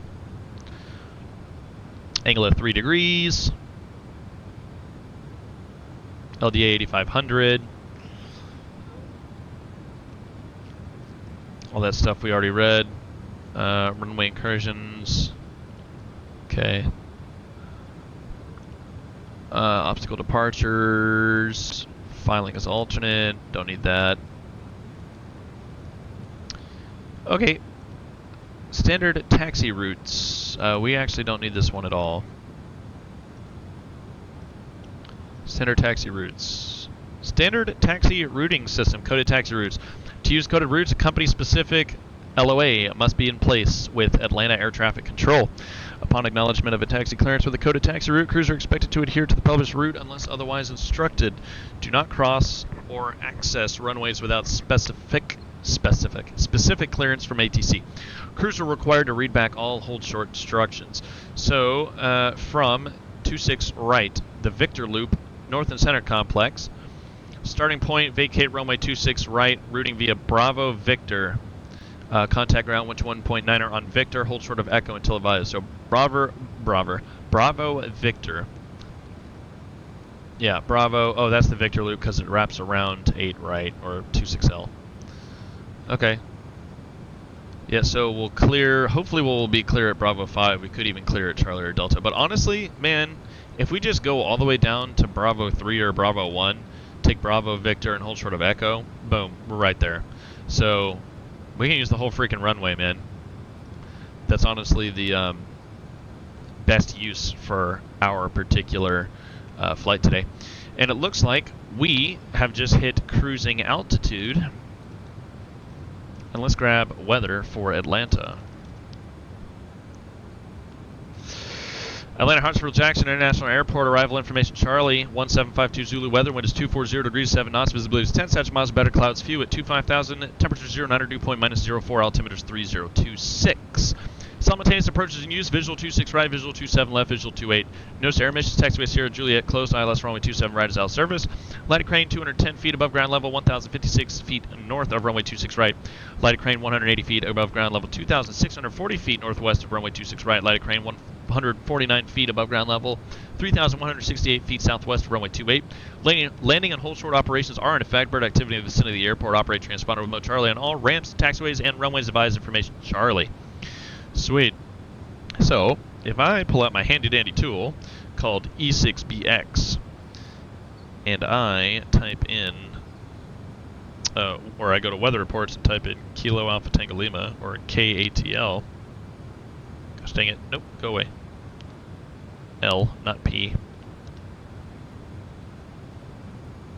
Cool, so it's a VFR airport, of course. The pressure altitude is 674 feet. Density altitude is only 188 feet. Headwind is going to be less than 8 miles per hour. It's about almost 7 knots, or 3.4 meters per second. The wind is 240 at 7. Temperature is 48 degrees Fahrenheit. Dew point is 25. Ceiling is at least 12,000 feet. Sky conditions is few at 25,000. So it's pretty good. We'll go ahead and let the passengers know what's going on. Ladies and gentlemen, once again from the flight deck, this is Captain speaking.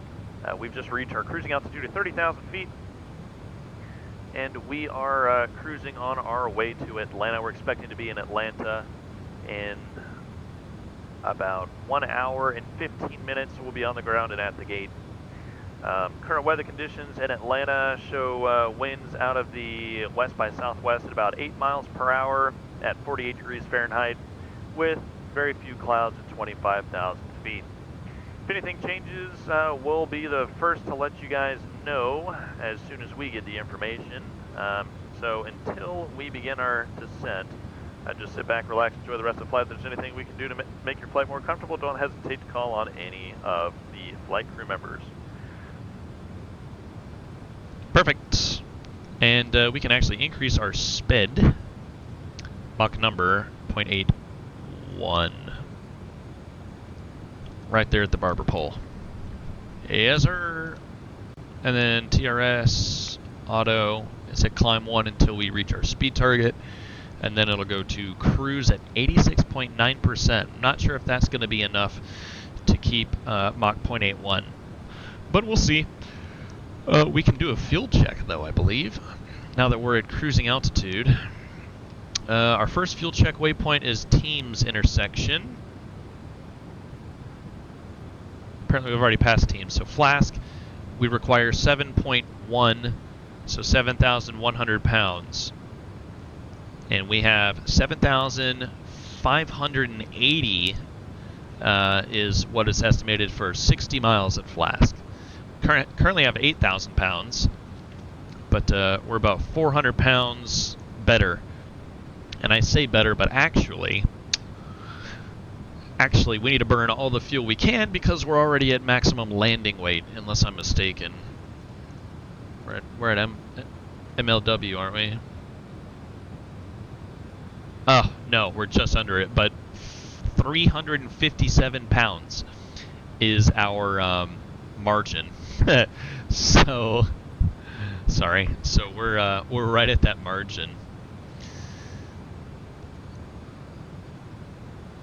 So yeah, let's burn some fuel, man. Let's burn it all. No, not all of it, but all the extra that we have, let's burn it.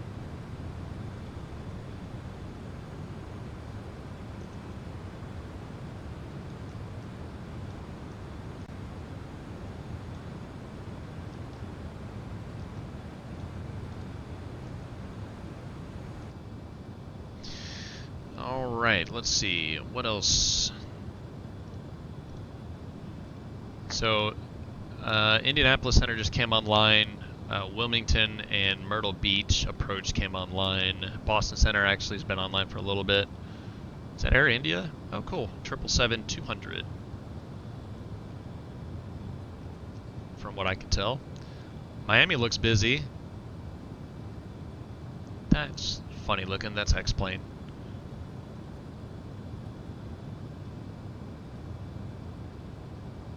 Albuquerque Center, Salt Lake City Center. What else? That's about it for the U.S. Oh, Canada. Oh, nice. Why are you flying a stealth bomber over Canada? Is that one of those preemptive strikes?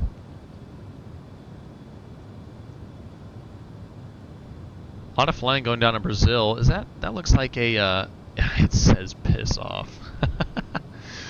That looks like an Eclipse.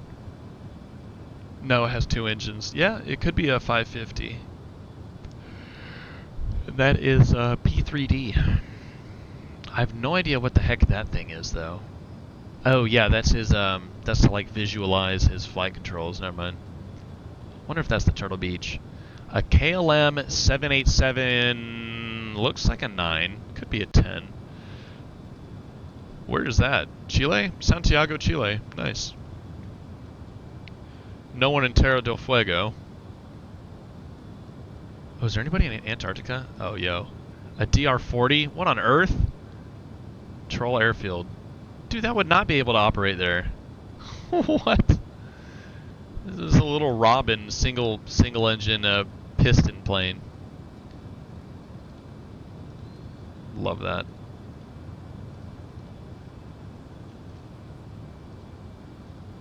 That's hilarious. Is that Indonesia? Where's that? Oh, Brunei. Royal Brunei. That's pretty cool. Let's see. Gosh dang, there's a lot of traffic in Europe. It's probably dinner time. Well, it's about 6 p.m. right there. Right now. Is that Norway? Norwegian Air. Oh, Oslo. Gardermoen. Sweden control. Can't remember. They're not centers. I know they could be like director or control. Different names. There's an Airbus. Oh, that's a A330. Right? It looks like an A330. Either that or a really old A320. Look at the engine gauges. No. I think it is an A330. I don't actually know though. Oh, what's this? DHL, is that an A310? It looks like an A310. Maybe A300. It looks a little long. It's probably an A300. Dang, man. Flying through the weather, there's another A300. Look at all that weather, man. I bet it's from the same system as yesterday. Aer Lingus, Irish International. Nice. Looks like the Phoenix.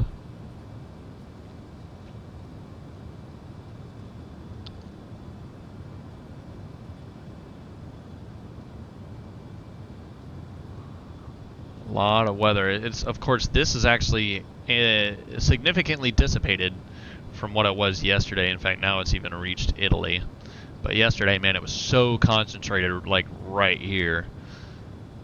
France definitely got its supply of water for a good amount of time. I bet the Alps got a significant amount of snow.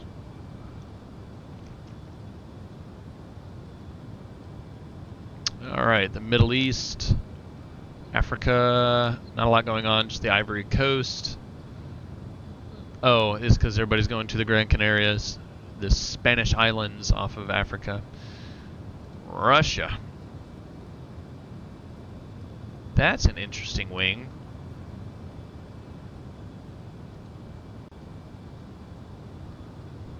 Is that in Kazan?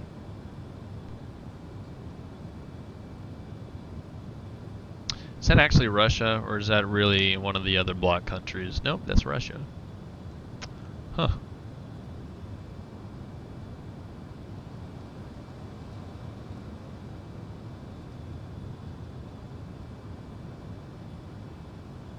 Novosibirsk. I probably did not pronounce that correct. They got one controller online. Oh. Alright, Brunei and Indonesia, Papua New Guinea. Some flights out of Melbourne and Sydney, Auckland, New Zealand, maybe Queenstown down there. Very cool.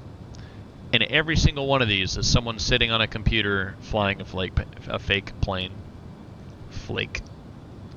Flying a fake plane. Gotta love it. And these guys are sitting on their computer looking at a screen, kind of like what I'm looking at now, with all the real people flying fake planes. Hey, that's a cool shot. That's pretty neat. It's a little island airport off of Ibiza, or Ibiza.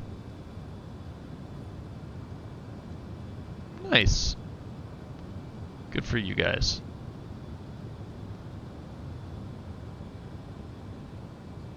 There's my screenshots.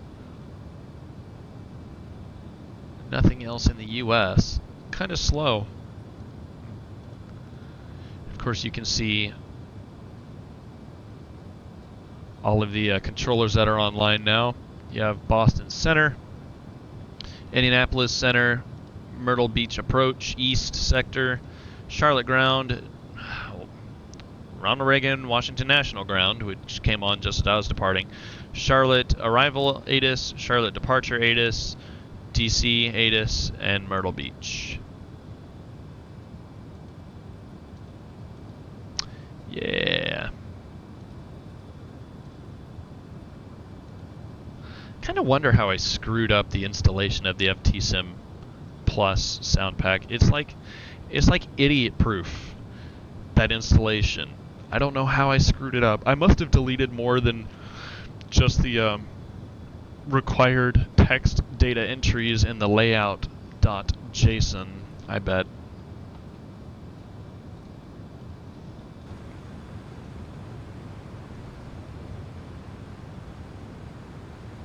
Oh, right. So we're doing an RNAV RNP 26 right approach. However, as a backup, ILS localizer 26 right. It's 110.1.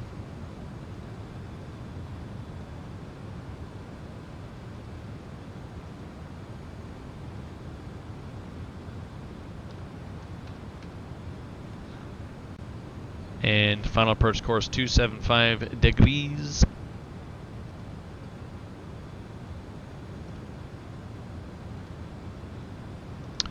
So if you go to preview, course to 275.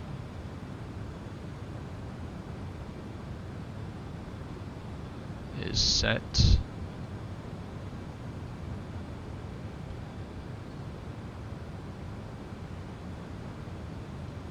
Oh.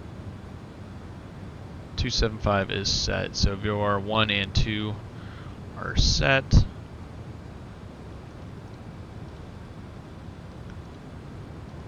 And let's go over our arrival, which is the Aussie 1 RNAV arrival for 26 right, starting at Flask. From Flask, and we can cross-reference it with this guy. Oh yeah, we've already passed Flask, duh.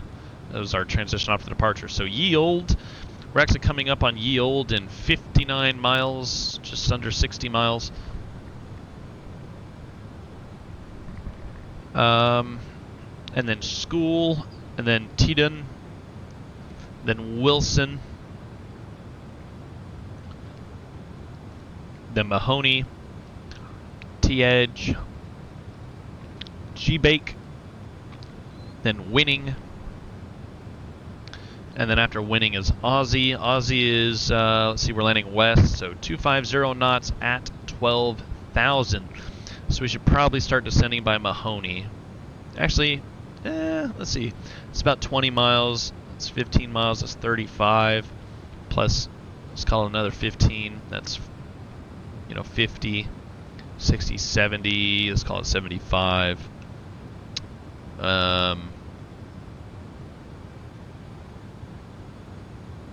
And then, okay, 90, about 100 miles from Aussie. 100 miles to get down 18,000 feet. Easy day. And then from Aussie at 12,000 at 250 knots to Harry intersection, then to Kala at 9,000. And then after Kala is Posey at or above 8,000 feet. I'm not following along here, hold on. Aussie, Harry, Kala, Posey, and then it's Zelo at or above 5,000, and then Haynes at or above 5,000. Expect ILS runway 26 right approach at Haynes. MSA is 3,100. Mora is 4,200. From Harry on track 183 degrees to Kala, then on track 183 degrees to Posey, then on track 208 degrees to Zelo, then on track 275 degrees to Haynes. Expect ILS runway 26 right approach.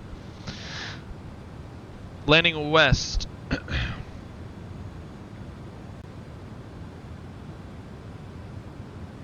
We would have to switch to 28. That doesn't make a lot of sense.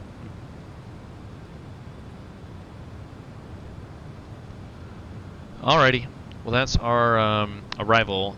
Our approach is the RNAV RNP, or Required Navigation Performance, Zulu, runway 26 right. It's an RNAV approach. Final approach course is 275 degrees. Minimum altitude at AJ is 2,700 feet. Nice. Does this have... Oh, wait. Oh, right. Yeah, okay. So we can just go to Minima. Barrow. 2,700.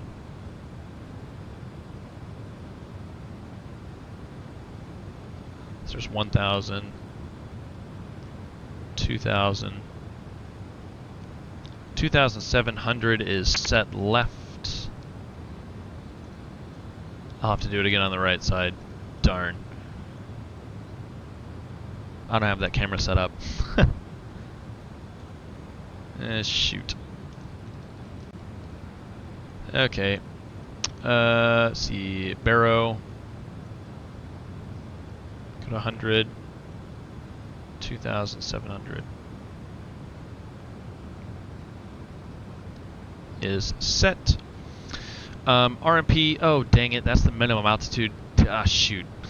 The decision altitude is 1,402 feet. I knew that seemed a little high. 1,400 Barrow. Set right.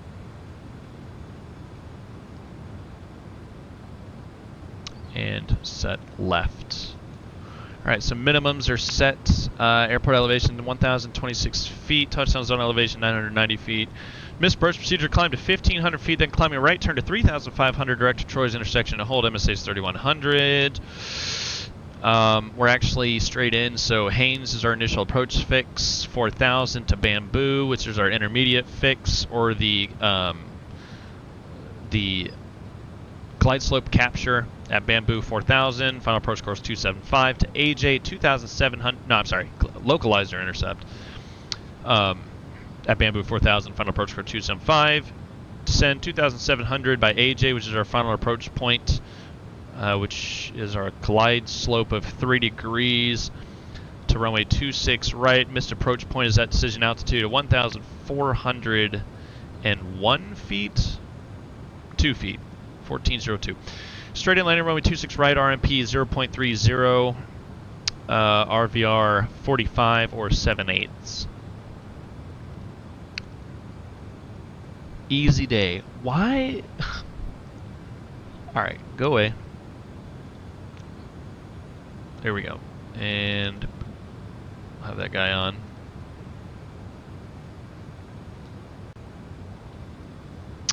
Cool, so what are our options? We have Greensboro, we have Winston-Salem, we have Charlotte-Douglas, which means Raleigh-Durham's not too far. Yeah, Raleigh-Fayetteville, Greensville-Spartanburg, Columbia, Asheville, Nashville, Chattanooga, actually Nashville's way up here, and Knoxville, actually, Tyson, Miggy Tyson. Farragut's on the map, how about that? I've flown in and out of Charlotte a lot this year, actually. So actually right now, with the winds from the north, I probably just, well, yeah, I'd divert into Greensboro or Winston-Salem. Actually, no, I would divert to Charlotte. Duh. Because there are a lot of Republic Airways flights out of Charlotte. And it's also a crew base and a maintenance base for American Airlines. So, and it has full facilities. That would be our best option, is to divert to Charlotte.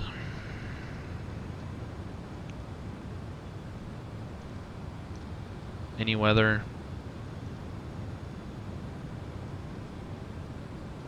Doesn't look like it. Very good. Now let's look at turbulence. See what we're looking at. Whoa, thank goodness we're not flying over the water. Oh. Okay. Whoa. Oh, shoot. And look, we're just started hitting it in the sim, too. Oh, gosh. Oh, man, and that's moderate to possibly severe. What are these numbers? 15 to 45. EDR. I probably do know what that is. I just don't recall. Oh, yeah. Flight level 300, please. Oh. Huh.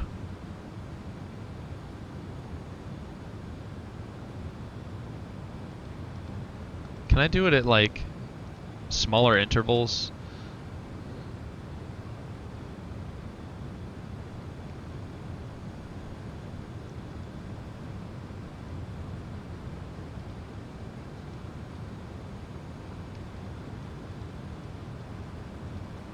I want it like every tick mark.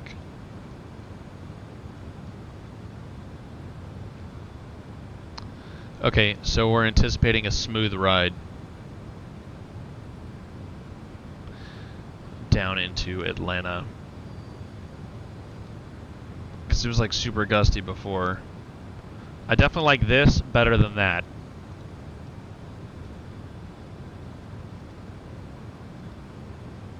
Still at 30,000 feet. Indicator airspeed is 308. It doesn't have ground speed? There it is. 465. Oh, I can't move it? Oh. Man, come on. And then what's it like at flight level 180 again? Okay, that's not too bad. And then 10,000 feet. Alright.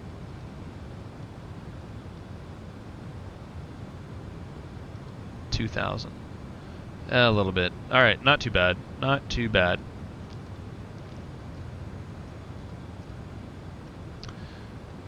Okay. And considering the terrain we have below us, that's not too bad.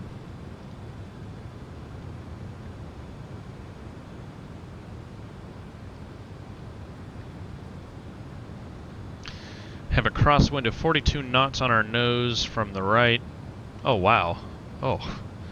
Jeez, busy airway much?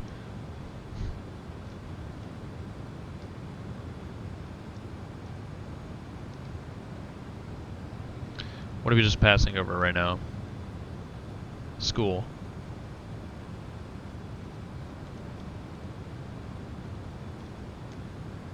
These must be flights from or to Charlotte. I would imagine that's, other than Atlanta, that's like the biggest airport in the area.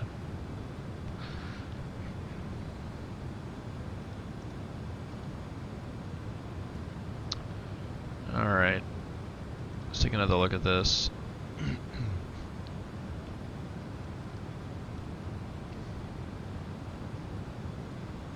So T-Edge, Mahoney, Wilson. Yeah, we should probably start descending by Wilson. We could, actually we could. Yeah, Wilson.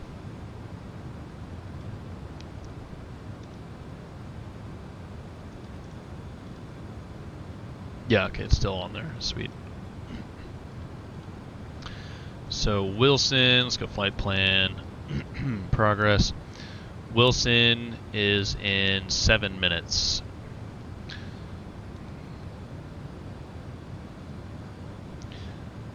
Ladies and gentlemen, from the flight deck, this is the captain speaking. We're looking at beginning our descent here in the next 10 minutes. So at this time, the fasten seatbelt sign has now been illuminated. Please return to your seats and get those seatbelts fastened for the remainder of the journey until we're safely on the ground, parked at the gate, and the fasten seatbelt sign has been turned off. Flight attendants will be passing through the cabin to perform their initial safety checks for our descent and landing into Atlanta International Airport.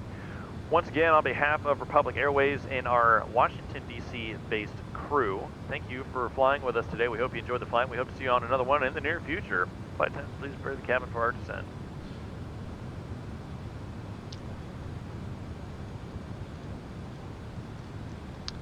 Looks like we got some new screenshots. Looks like the citation latitude. No, longitude. Longitude. Hey, old school. Hope it doesn't crash into the Pacific Ocean. Flying upside down. That'd be crazy. Another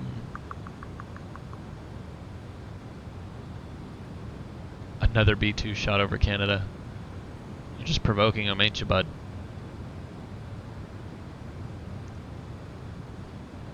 That looks pretty cool. It's pretty neat. Nice terrain. It's got some high sim settings.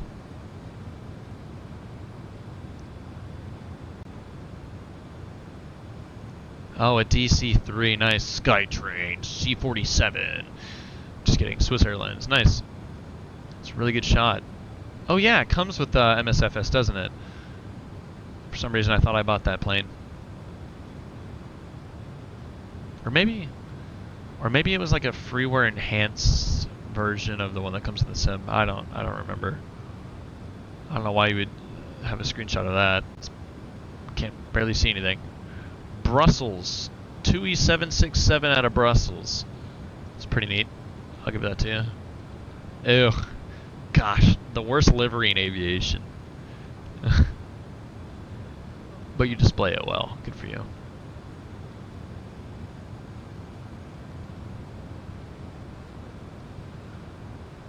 It's A320. Wait, what else was that? Looks like an EasyJet. Cool. Oslo, Ghanimum. Is that Atlantic Airways? I don't know the colors.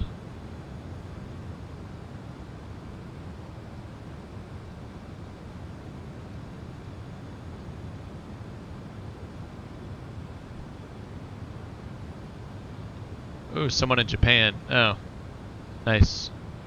That looks like the tail of a 787. Yeah, where are you flying? Oh yeah, those Antarctic missions. Nice. But what unit are you flying? I can't read that.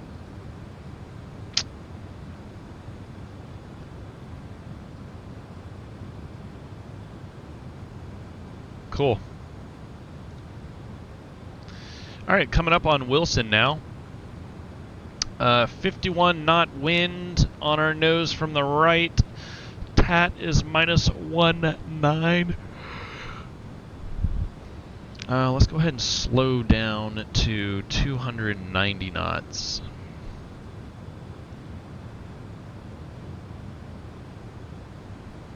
And Wilson.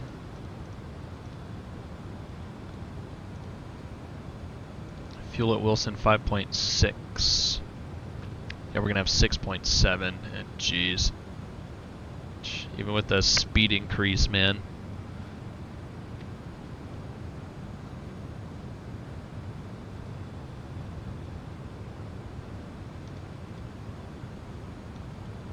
All right, we'll start our descent. Alt cell down to 18.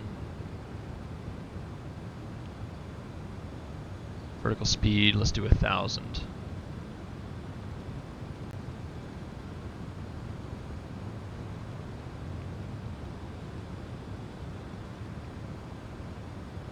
.000 feet per minute.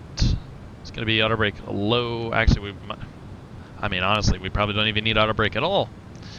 But for safety reasons, I'm obligated to select an auto brake mode.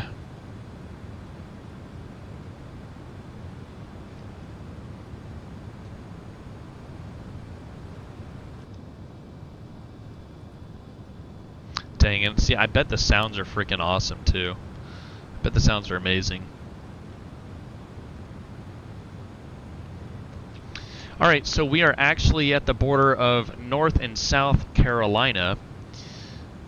And it looks like the body of water ahead of us is Lake Kiowa. Probably did not pronounce that correctly.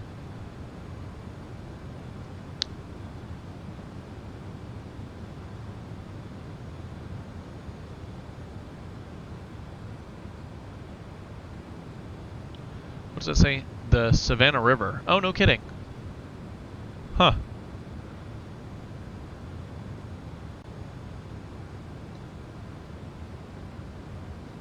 Very interesting.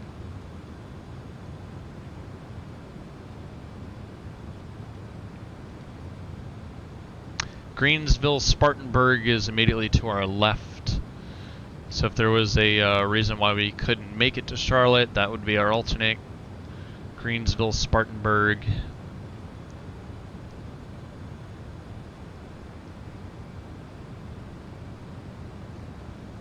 But from where I sit right now, Charlotte is always an option.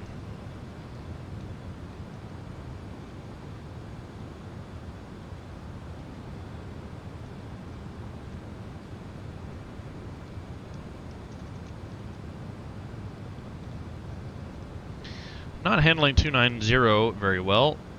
Don't know why that is.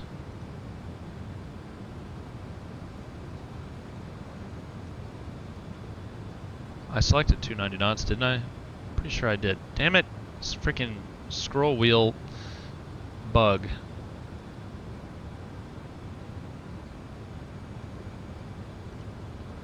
There must be some sort of like one is to click and one is to use scroll wheel, and I don't like that at all. Alright, we're out of 270 inbound to Mahoney.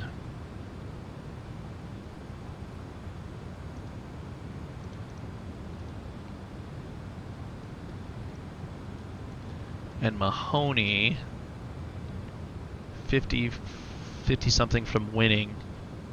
So about 70 miles from Aussie. Needs to be 12,250.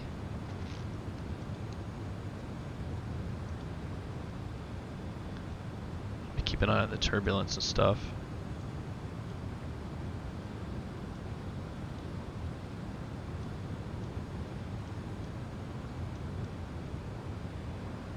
Oh, good. All right. Keep an eye on that.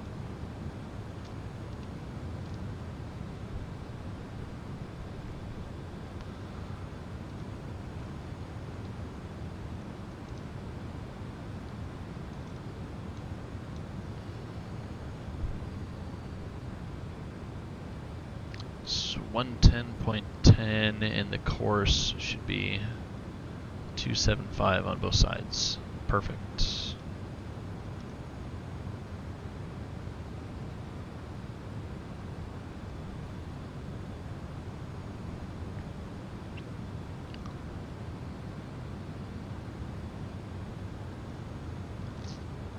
Whoa, whoa, whoa, whoa. Cool. Don't like that I'm descending into that guy though. Why is the TCAS not working?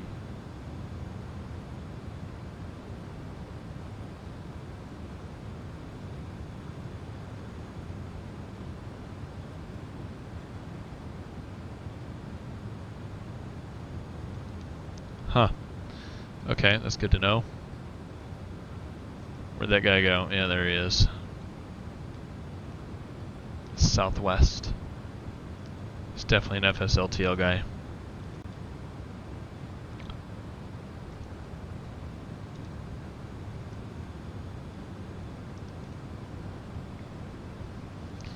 Alright, now approaching T-Edge.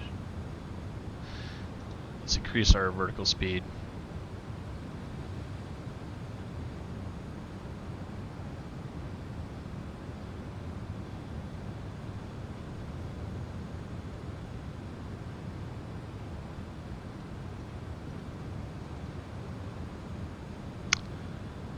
Alright, so there's G-Bake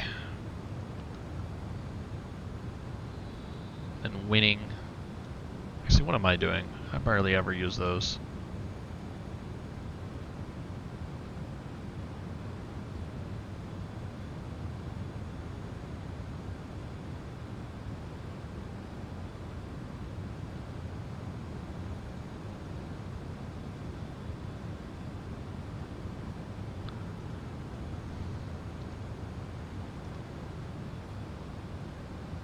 Yeah, I don't notice much of a difference with TLSS.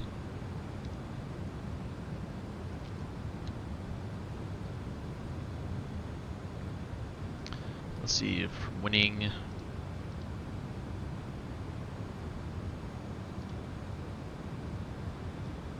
Okay. G-Bake Winning in Aussie.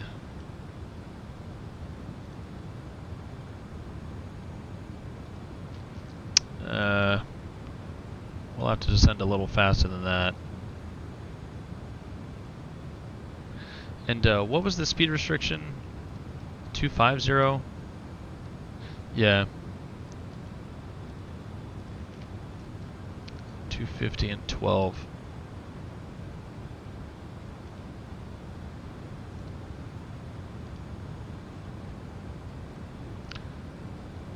Atlanta area traffic, Brickyard 4623, Embraer 175, descending through flight level 200 for 12,000 feet.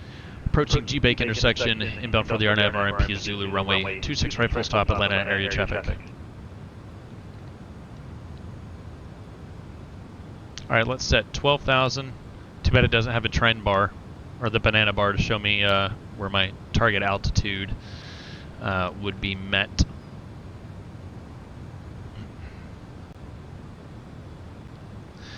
Alright, let's pull up Atlanta one more time. Atlanta arrival information, Delta 1852 Zulu weather, wind is 280 knots, visibility is 10 statute miles, clouds few at 25,000, temperature 11, dew point minus 03, altimeter is 3022. 3022, 280 at 6.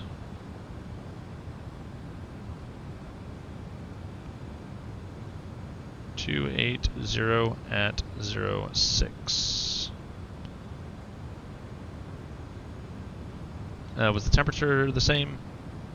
07. Temperature 11. Hey, got a little warmer. Flaps full, non-precision approach. All right. All right. Passing through flight level 185 now. It's 3022 in the barometric pressure setting. 3022 is set. Oh.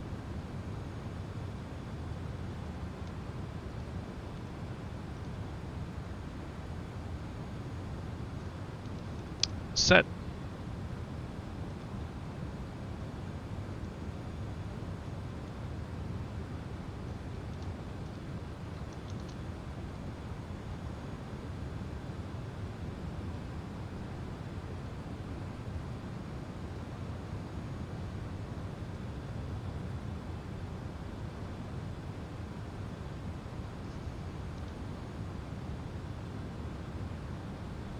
All right, coming up on winning.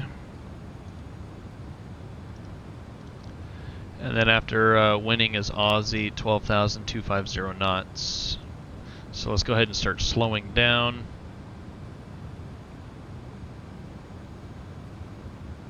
.265 should be fine. We can lose 15 knots like it was nothing.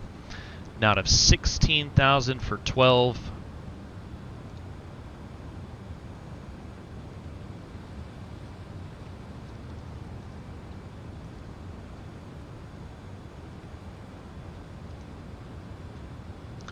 Center airfield out there?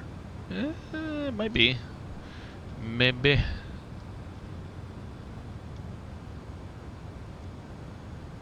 There's a lake, yep. Looks like it could be an airport. Yeah, that's Athens, right?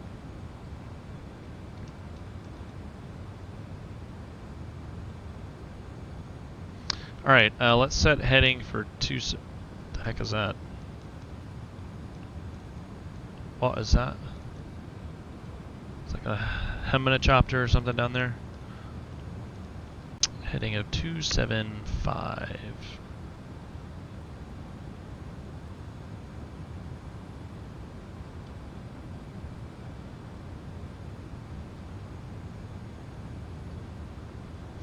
Is set. Oh, there's all the TCAS targets, man. What the heck?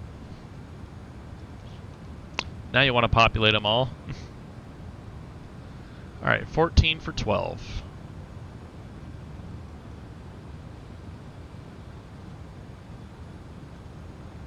And speed 250.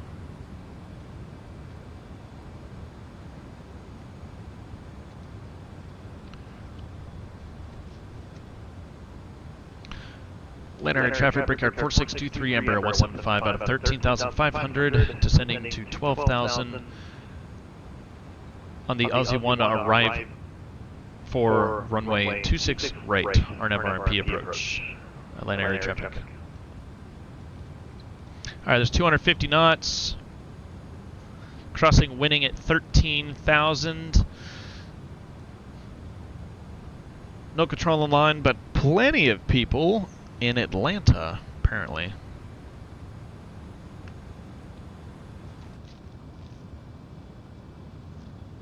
Oh, neat.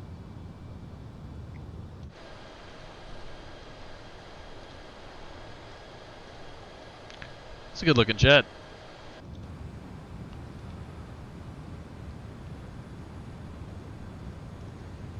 Why did that turn solid white? Did they just do that randomly? It's gotta be one of these guys. Ah. Is it because I can see him? Does that mean visual range?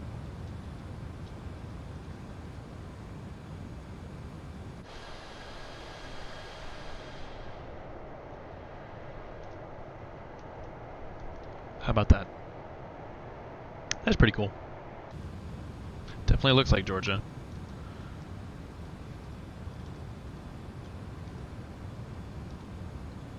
All right, 12,250 knots.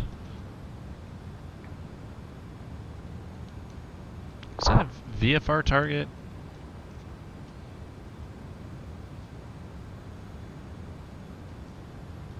I lost it.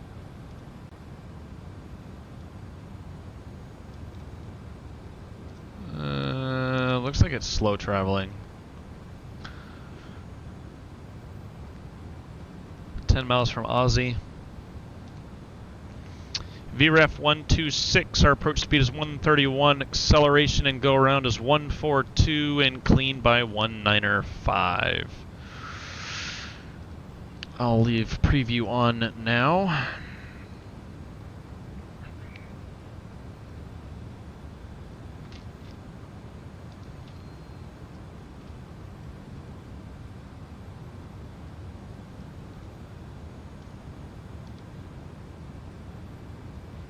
Wow. Okay.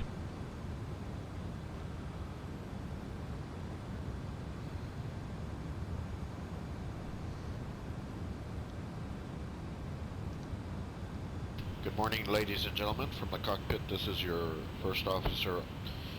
As you can feel, we're in our descent for the approach and landing. And as we pass 18,000 feet, we'd like to request that if you're up, return to your seats, double check and make sure your seatbelts are fastened for the approach and landing. I'd like to thank you very much for flying with us. Hope you're able to get some rest. We wish you the best in your stay and your connections. And hope to see you again soon in another flight in the friendly skies. Yeah, that's the truth.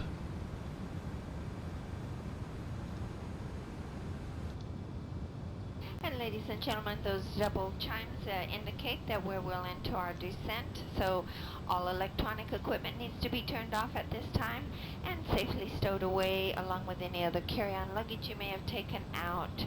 Also, please check to make sure that your seat back is in the full upright position, your tray table stored and locked in place, and your seatbelt fastened. For those of you in our business and first class cabins, if you would make sure that you push the green airplane reset mode button. For those of you in first class, your shoulder straps must be fastened. All right, so we're past Aussie. So next is Kala 9000.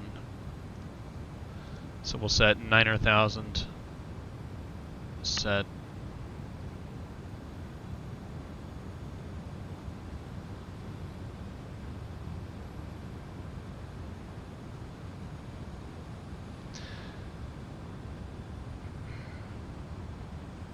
Set 240. That way you have a barrier. And we'll be crossing 10,000 feet soon, so landing lights will come on. Air traffic breaker 4623, number 175 out of 11,500. Descending 9,000 on the Aussie 1 arrival for the RNAV RMP and runway 26 right full stop, Atlanta area traffic.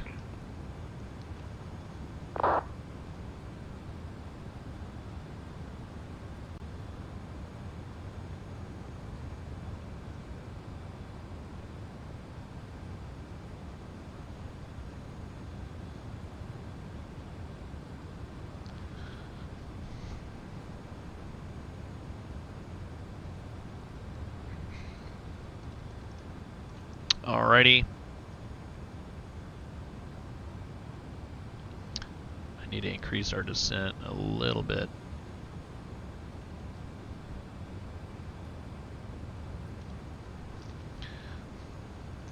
There's 10,000 feet, 1 to go.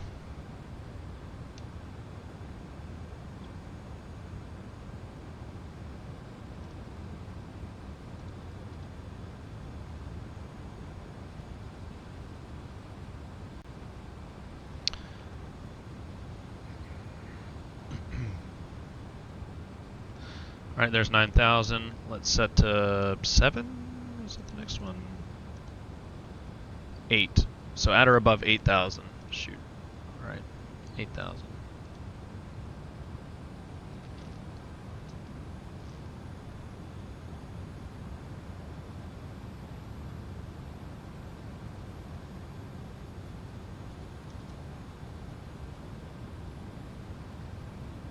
Next is Posey. At or above 8,000, and then Zelo is 8,000, right? Or, yeah, Posey, Zelo, 5,000. As I was. So we still need to be descending, plane. That's a 380 pushback stand, probably ready.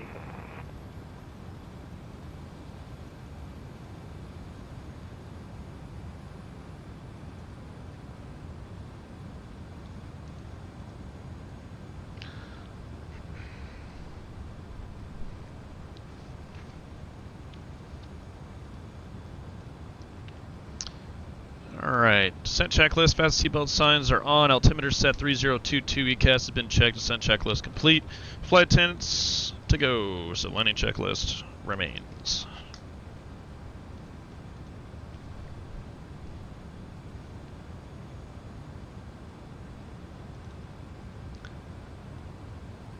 There's 8,000 feet by Posey.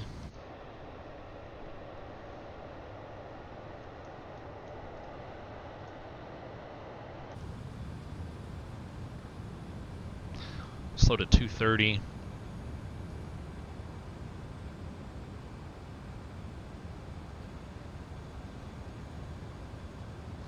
Reset to 5.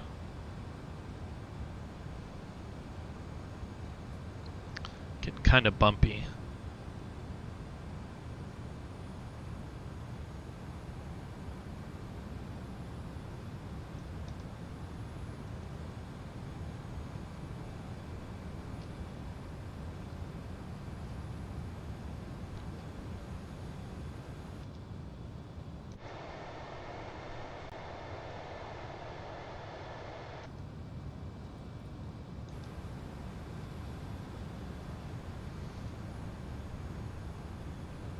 There's Posey, so we'll descend to 5,000 feet.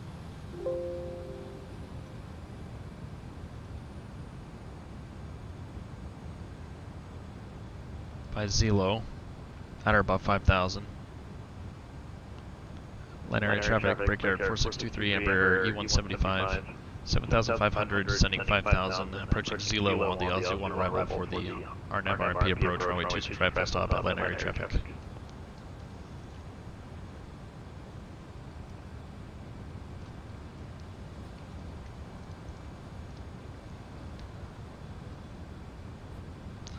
Alright, Zelo at or above 5,000, then becoming the RNAV RMP approach.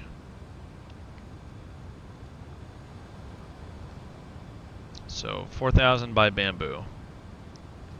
Somehow we're already picking up the glide slope? Question mark.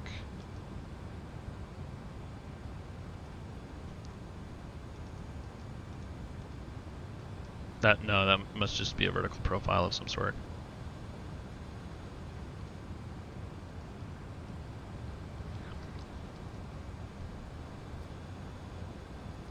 There's 6,500.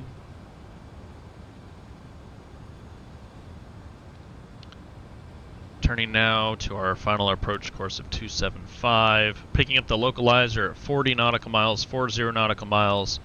India Golf X-Ray Zulu identifier.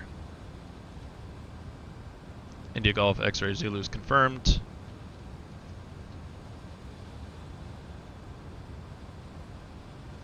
Bound to Haynes, slow to 220. Is set. As turbulence is nuts. Maybe level the wings now, please.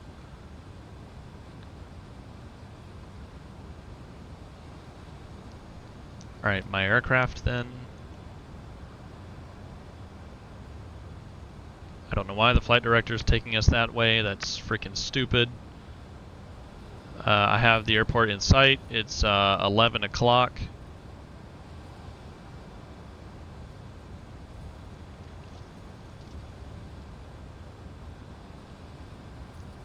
Line area traffic, Brickyard 4623, Embraer 175, 5,000 feet is now visual with runway 26 right. This will be a full stop at Atlanta.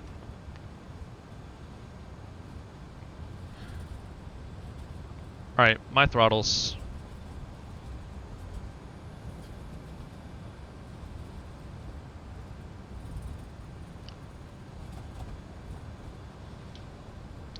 Goodness, it's bumpy. Holy cow.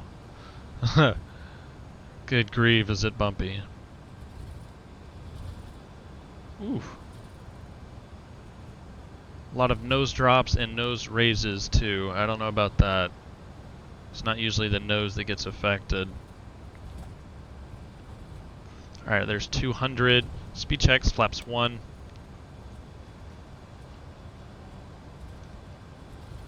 Runoff. There's no way that's 40 miles, dude. Alright, VOR Loc. Loc 1 is tracking. Loc 2 is tracking. Yo, what? No! Don't dip the nose. Looks like an Airbus.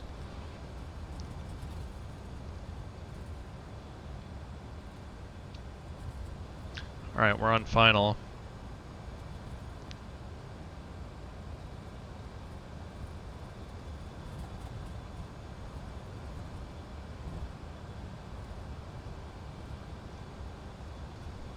Speed checks, flaps 2.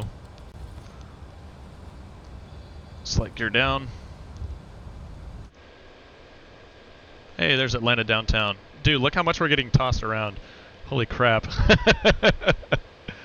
Jeez. Now we're losing the localizer just a little bit. Wind is a headwind slightly from the right. There's the airport. Let's trim it up just a little bit. As the flaps come down, we gain lift, so the nose is gonna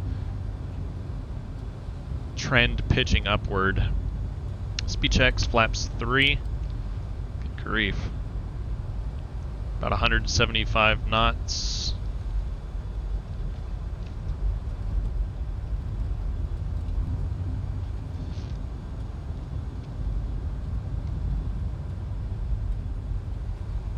Oh, goodness.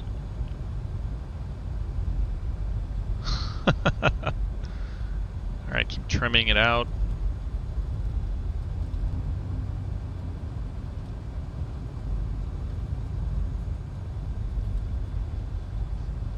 Having less of a view on the PFD and the flight controls actually sometimes helps. It helps to prevent over-controlling the aircraft. But of course you lose reference with the glide slope. Oh, no, we need more airspeed. Alright, speed checks, flaps 4. And we're right of center line. Just correcting.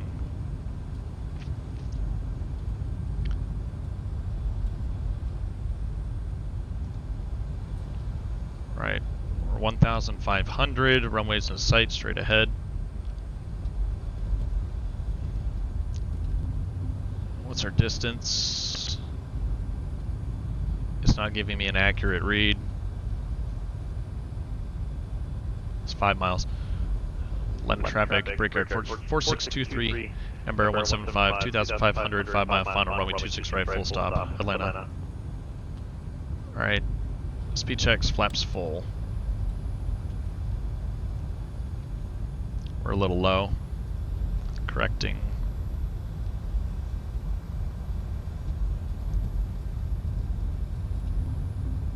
Use the engines for altitude, use the pitch for airspeed.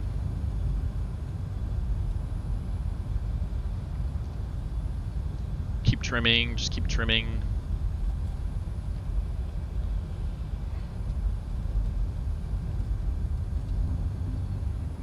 Dang, this is crazy, man. Alright, we're on glide path, we're on the localizer. Just keep flying the plane.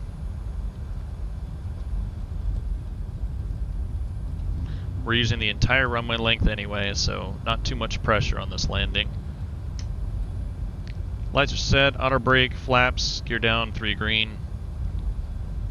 Speed checks. Coming up on 800 feet.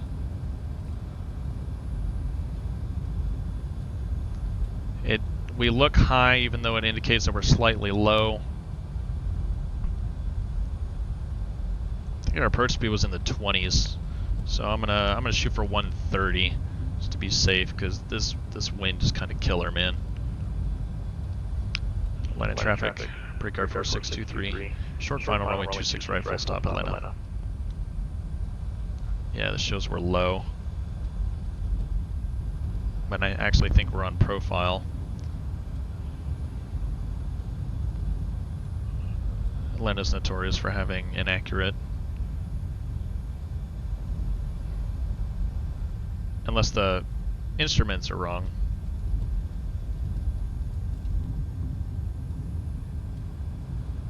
Alright, smoothing out just a little bit.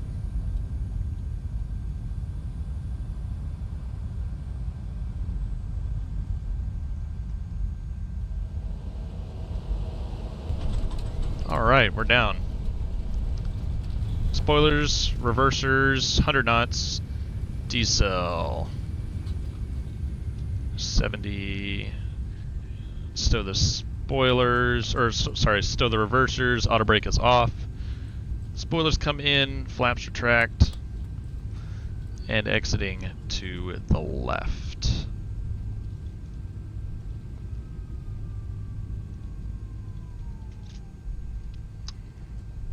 We are clear at Charlie.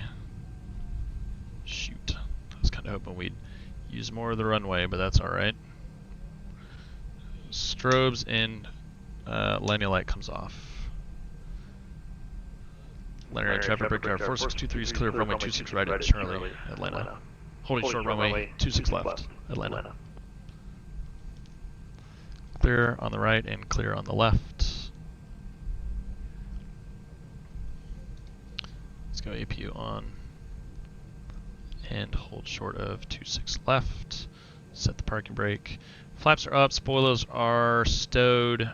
Chrono can pause, auto brake is off. Flight director can come off.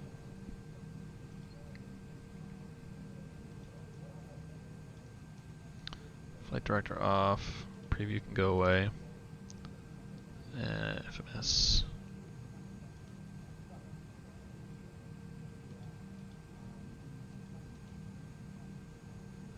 That thing's just going to keep spinning, isn't it? Alright, off and off. Fantastic. And let's start the APU.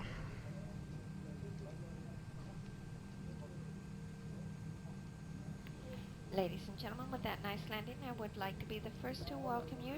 We will be taxiing for Clearing the few approach moments, end. So for your safety Clear and the for departure the end. safety of those around you, we ask that you remain in your seat with your seatbelt fastened. Linear traffic brake yard 4623 YX4623 crossing 26 left at Charlie. We'll be taxiing via Echo Foxtrot 1 for 1 north entryway into Concourse Tango For those of you via opening ramp those 1 overhead bins, at linear please proceed traffic. slowly and carefully as the contents may have shifted on. Land traffic Delta 380 taxi 3 north Fox Echo, number 26 left. We will be deplaning through the forwardmost left-hand side of the aircraft door, so you'll just proceed. I could have gone to Bravo the Victor, cabin but to the front door. it's alright. We'll take the stupid way. For those of you staying, this is your first point of entry. You'll be clearing customs and immigrations. If you're going on, Right, you'll it's be a right-hand going turn. to a transfer gate.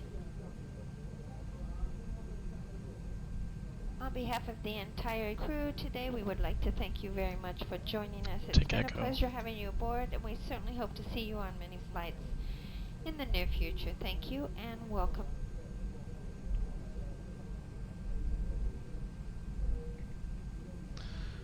Flight attendants, please verify staff cross-check and all call and prepare the cabin for gate arrival.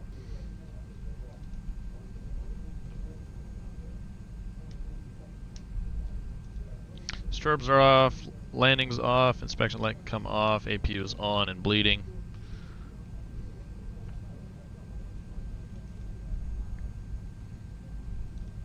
A lot of Delta regional jets.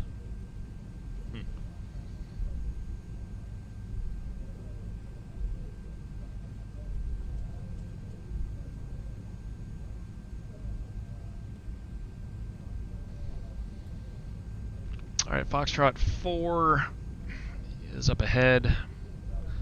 Then it's Foxtrot 3 and 2, and then Foxtrot 1 is at the very end. Too easy. Easy day, right?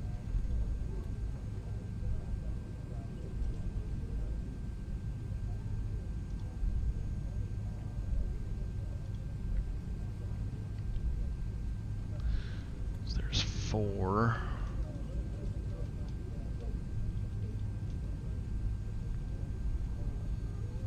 That's 3.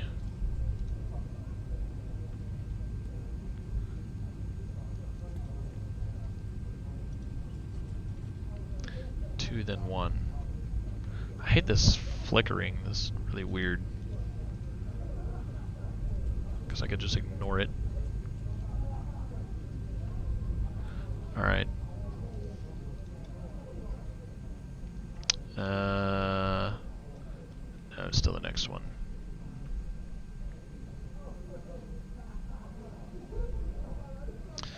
Yep, that cabin's a bit noisy, isn't it?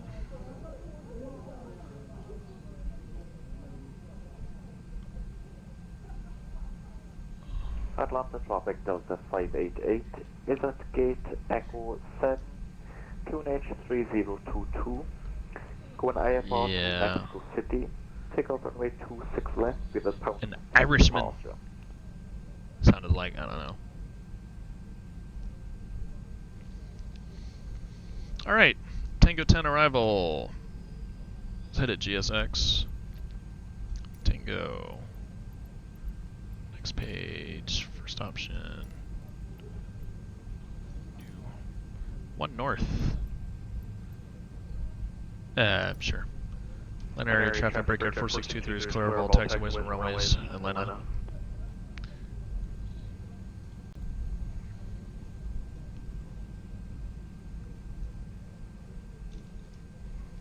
There's 11, so it means this one is 10. Is there a marshaller? There is a marshaller, and he's signaling us. Taxi lights come off. And we'll shut down engine number 2.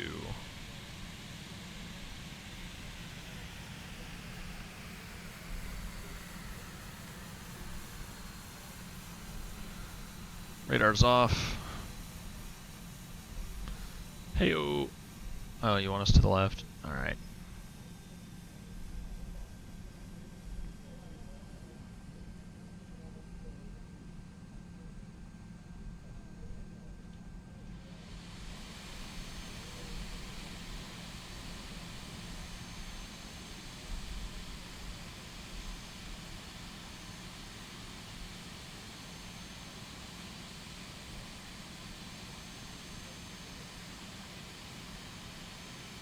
Alright, we're here.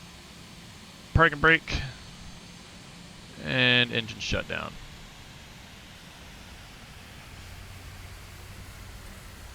So beacon light comes off. And fast seatbelt, no smoking. Let's get jetway. Flight attendants, disarm doors.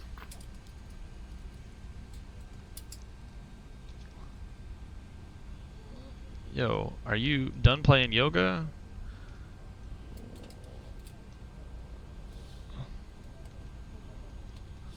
Okay.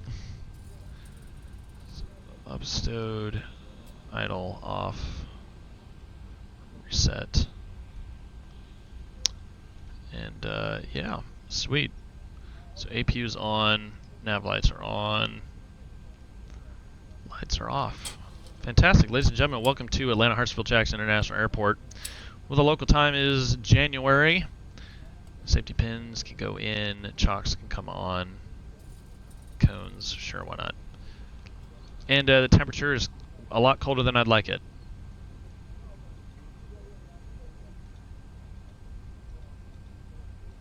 So they just disappear, they don't go back into their little slot? Huh. Okay, interesting.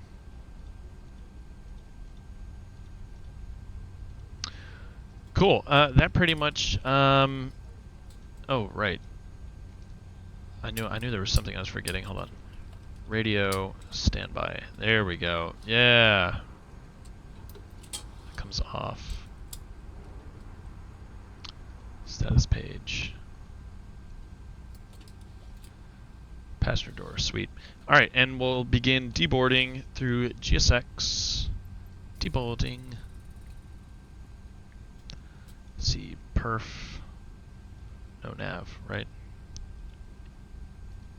Pausing it, nav, next page, pausing it. Cool. I guess I can open up the door.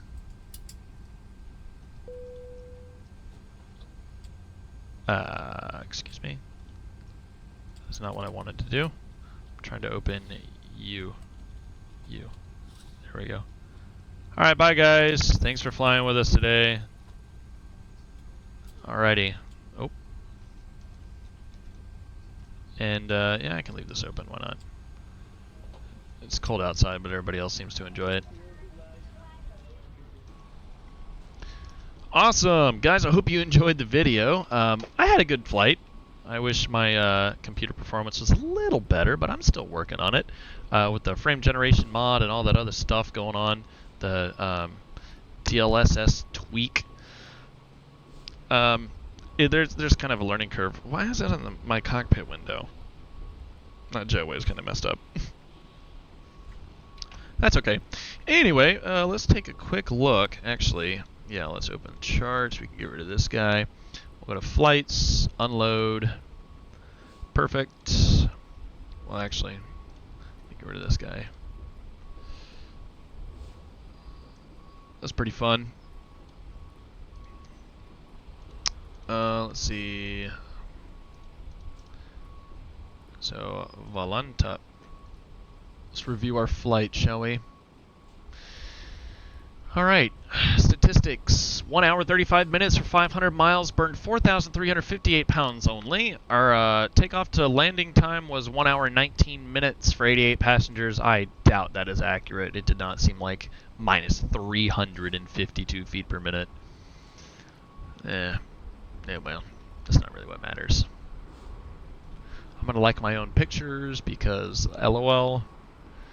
And that about does it for Volanta. Yeah, and I've already logged off of a vPilot. That's correct. Awesome sauce.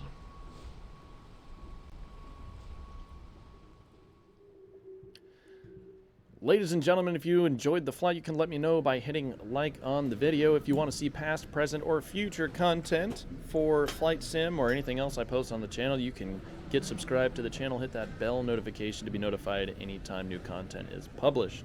You can also check me out on twitch.tv/allaboutflight for any live streaming. Haven't done it since I've been deployed, and I probably won't be doing it until at least June or July of this year. So anyway, hope you liked the video, and until the next one, safe travels, safe flights to you all, and bye-bye.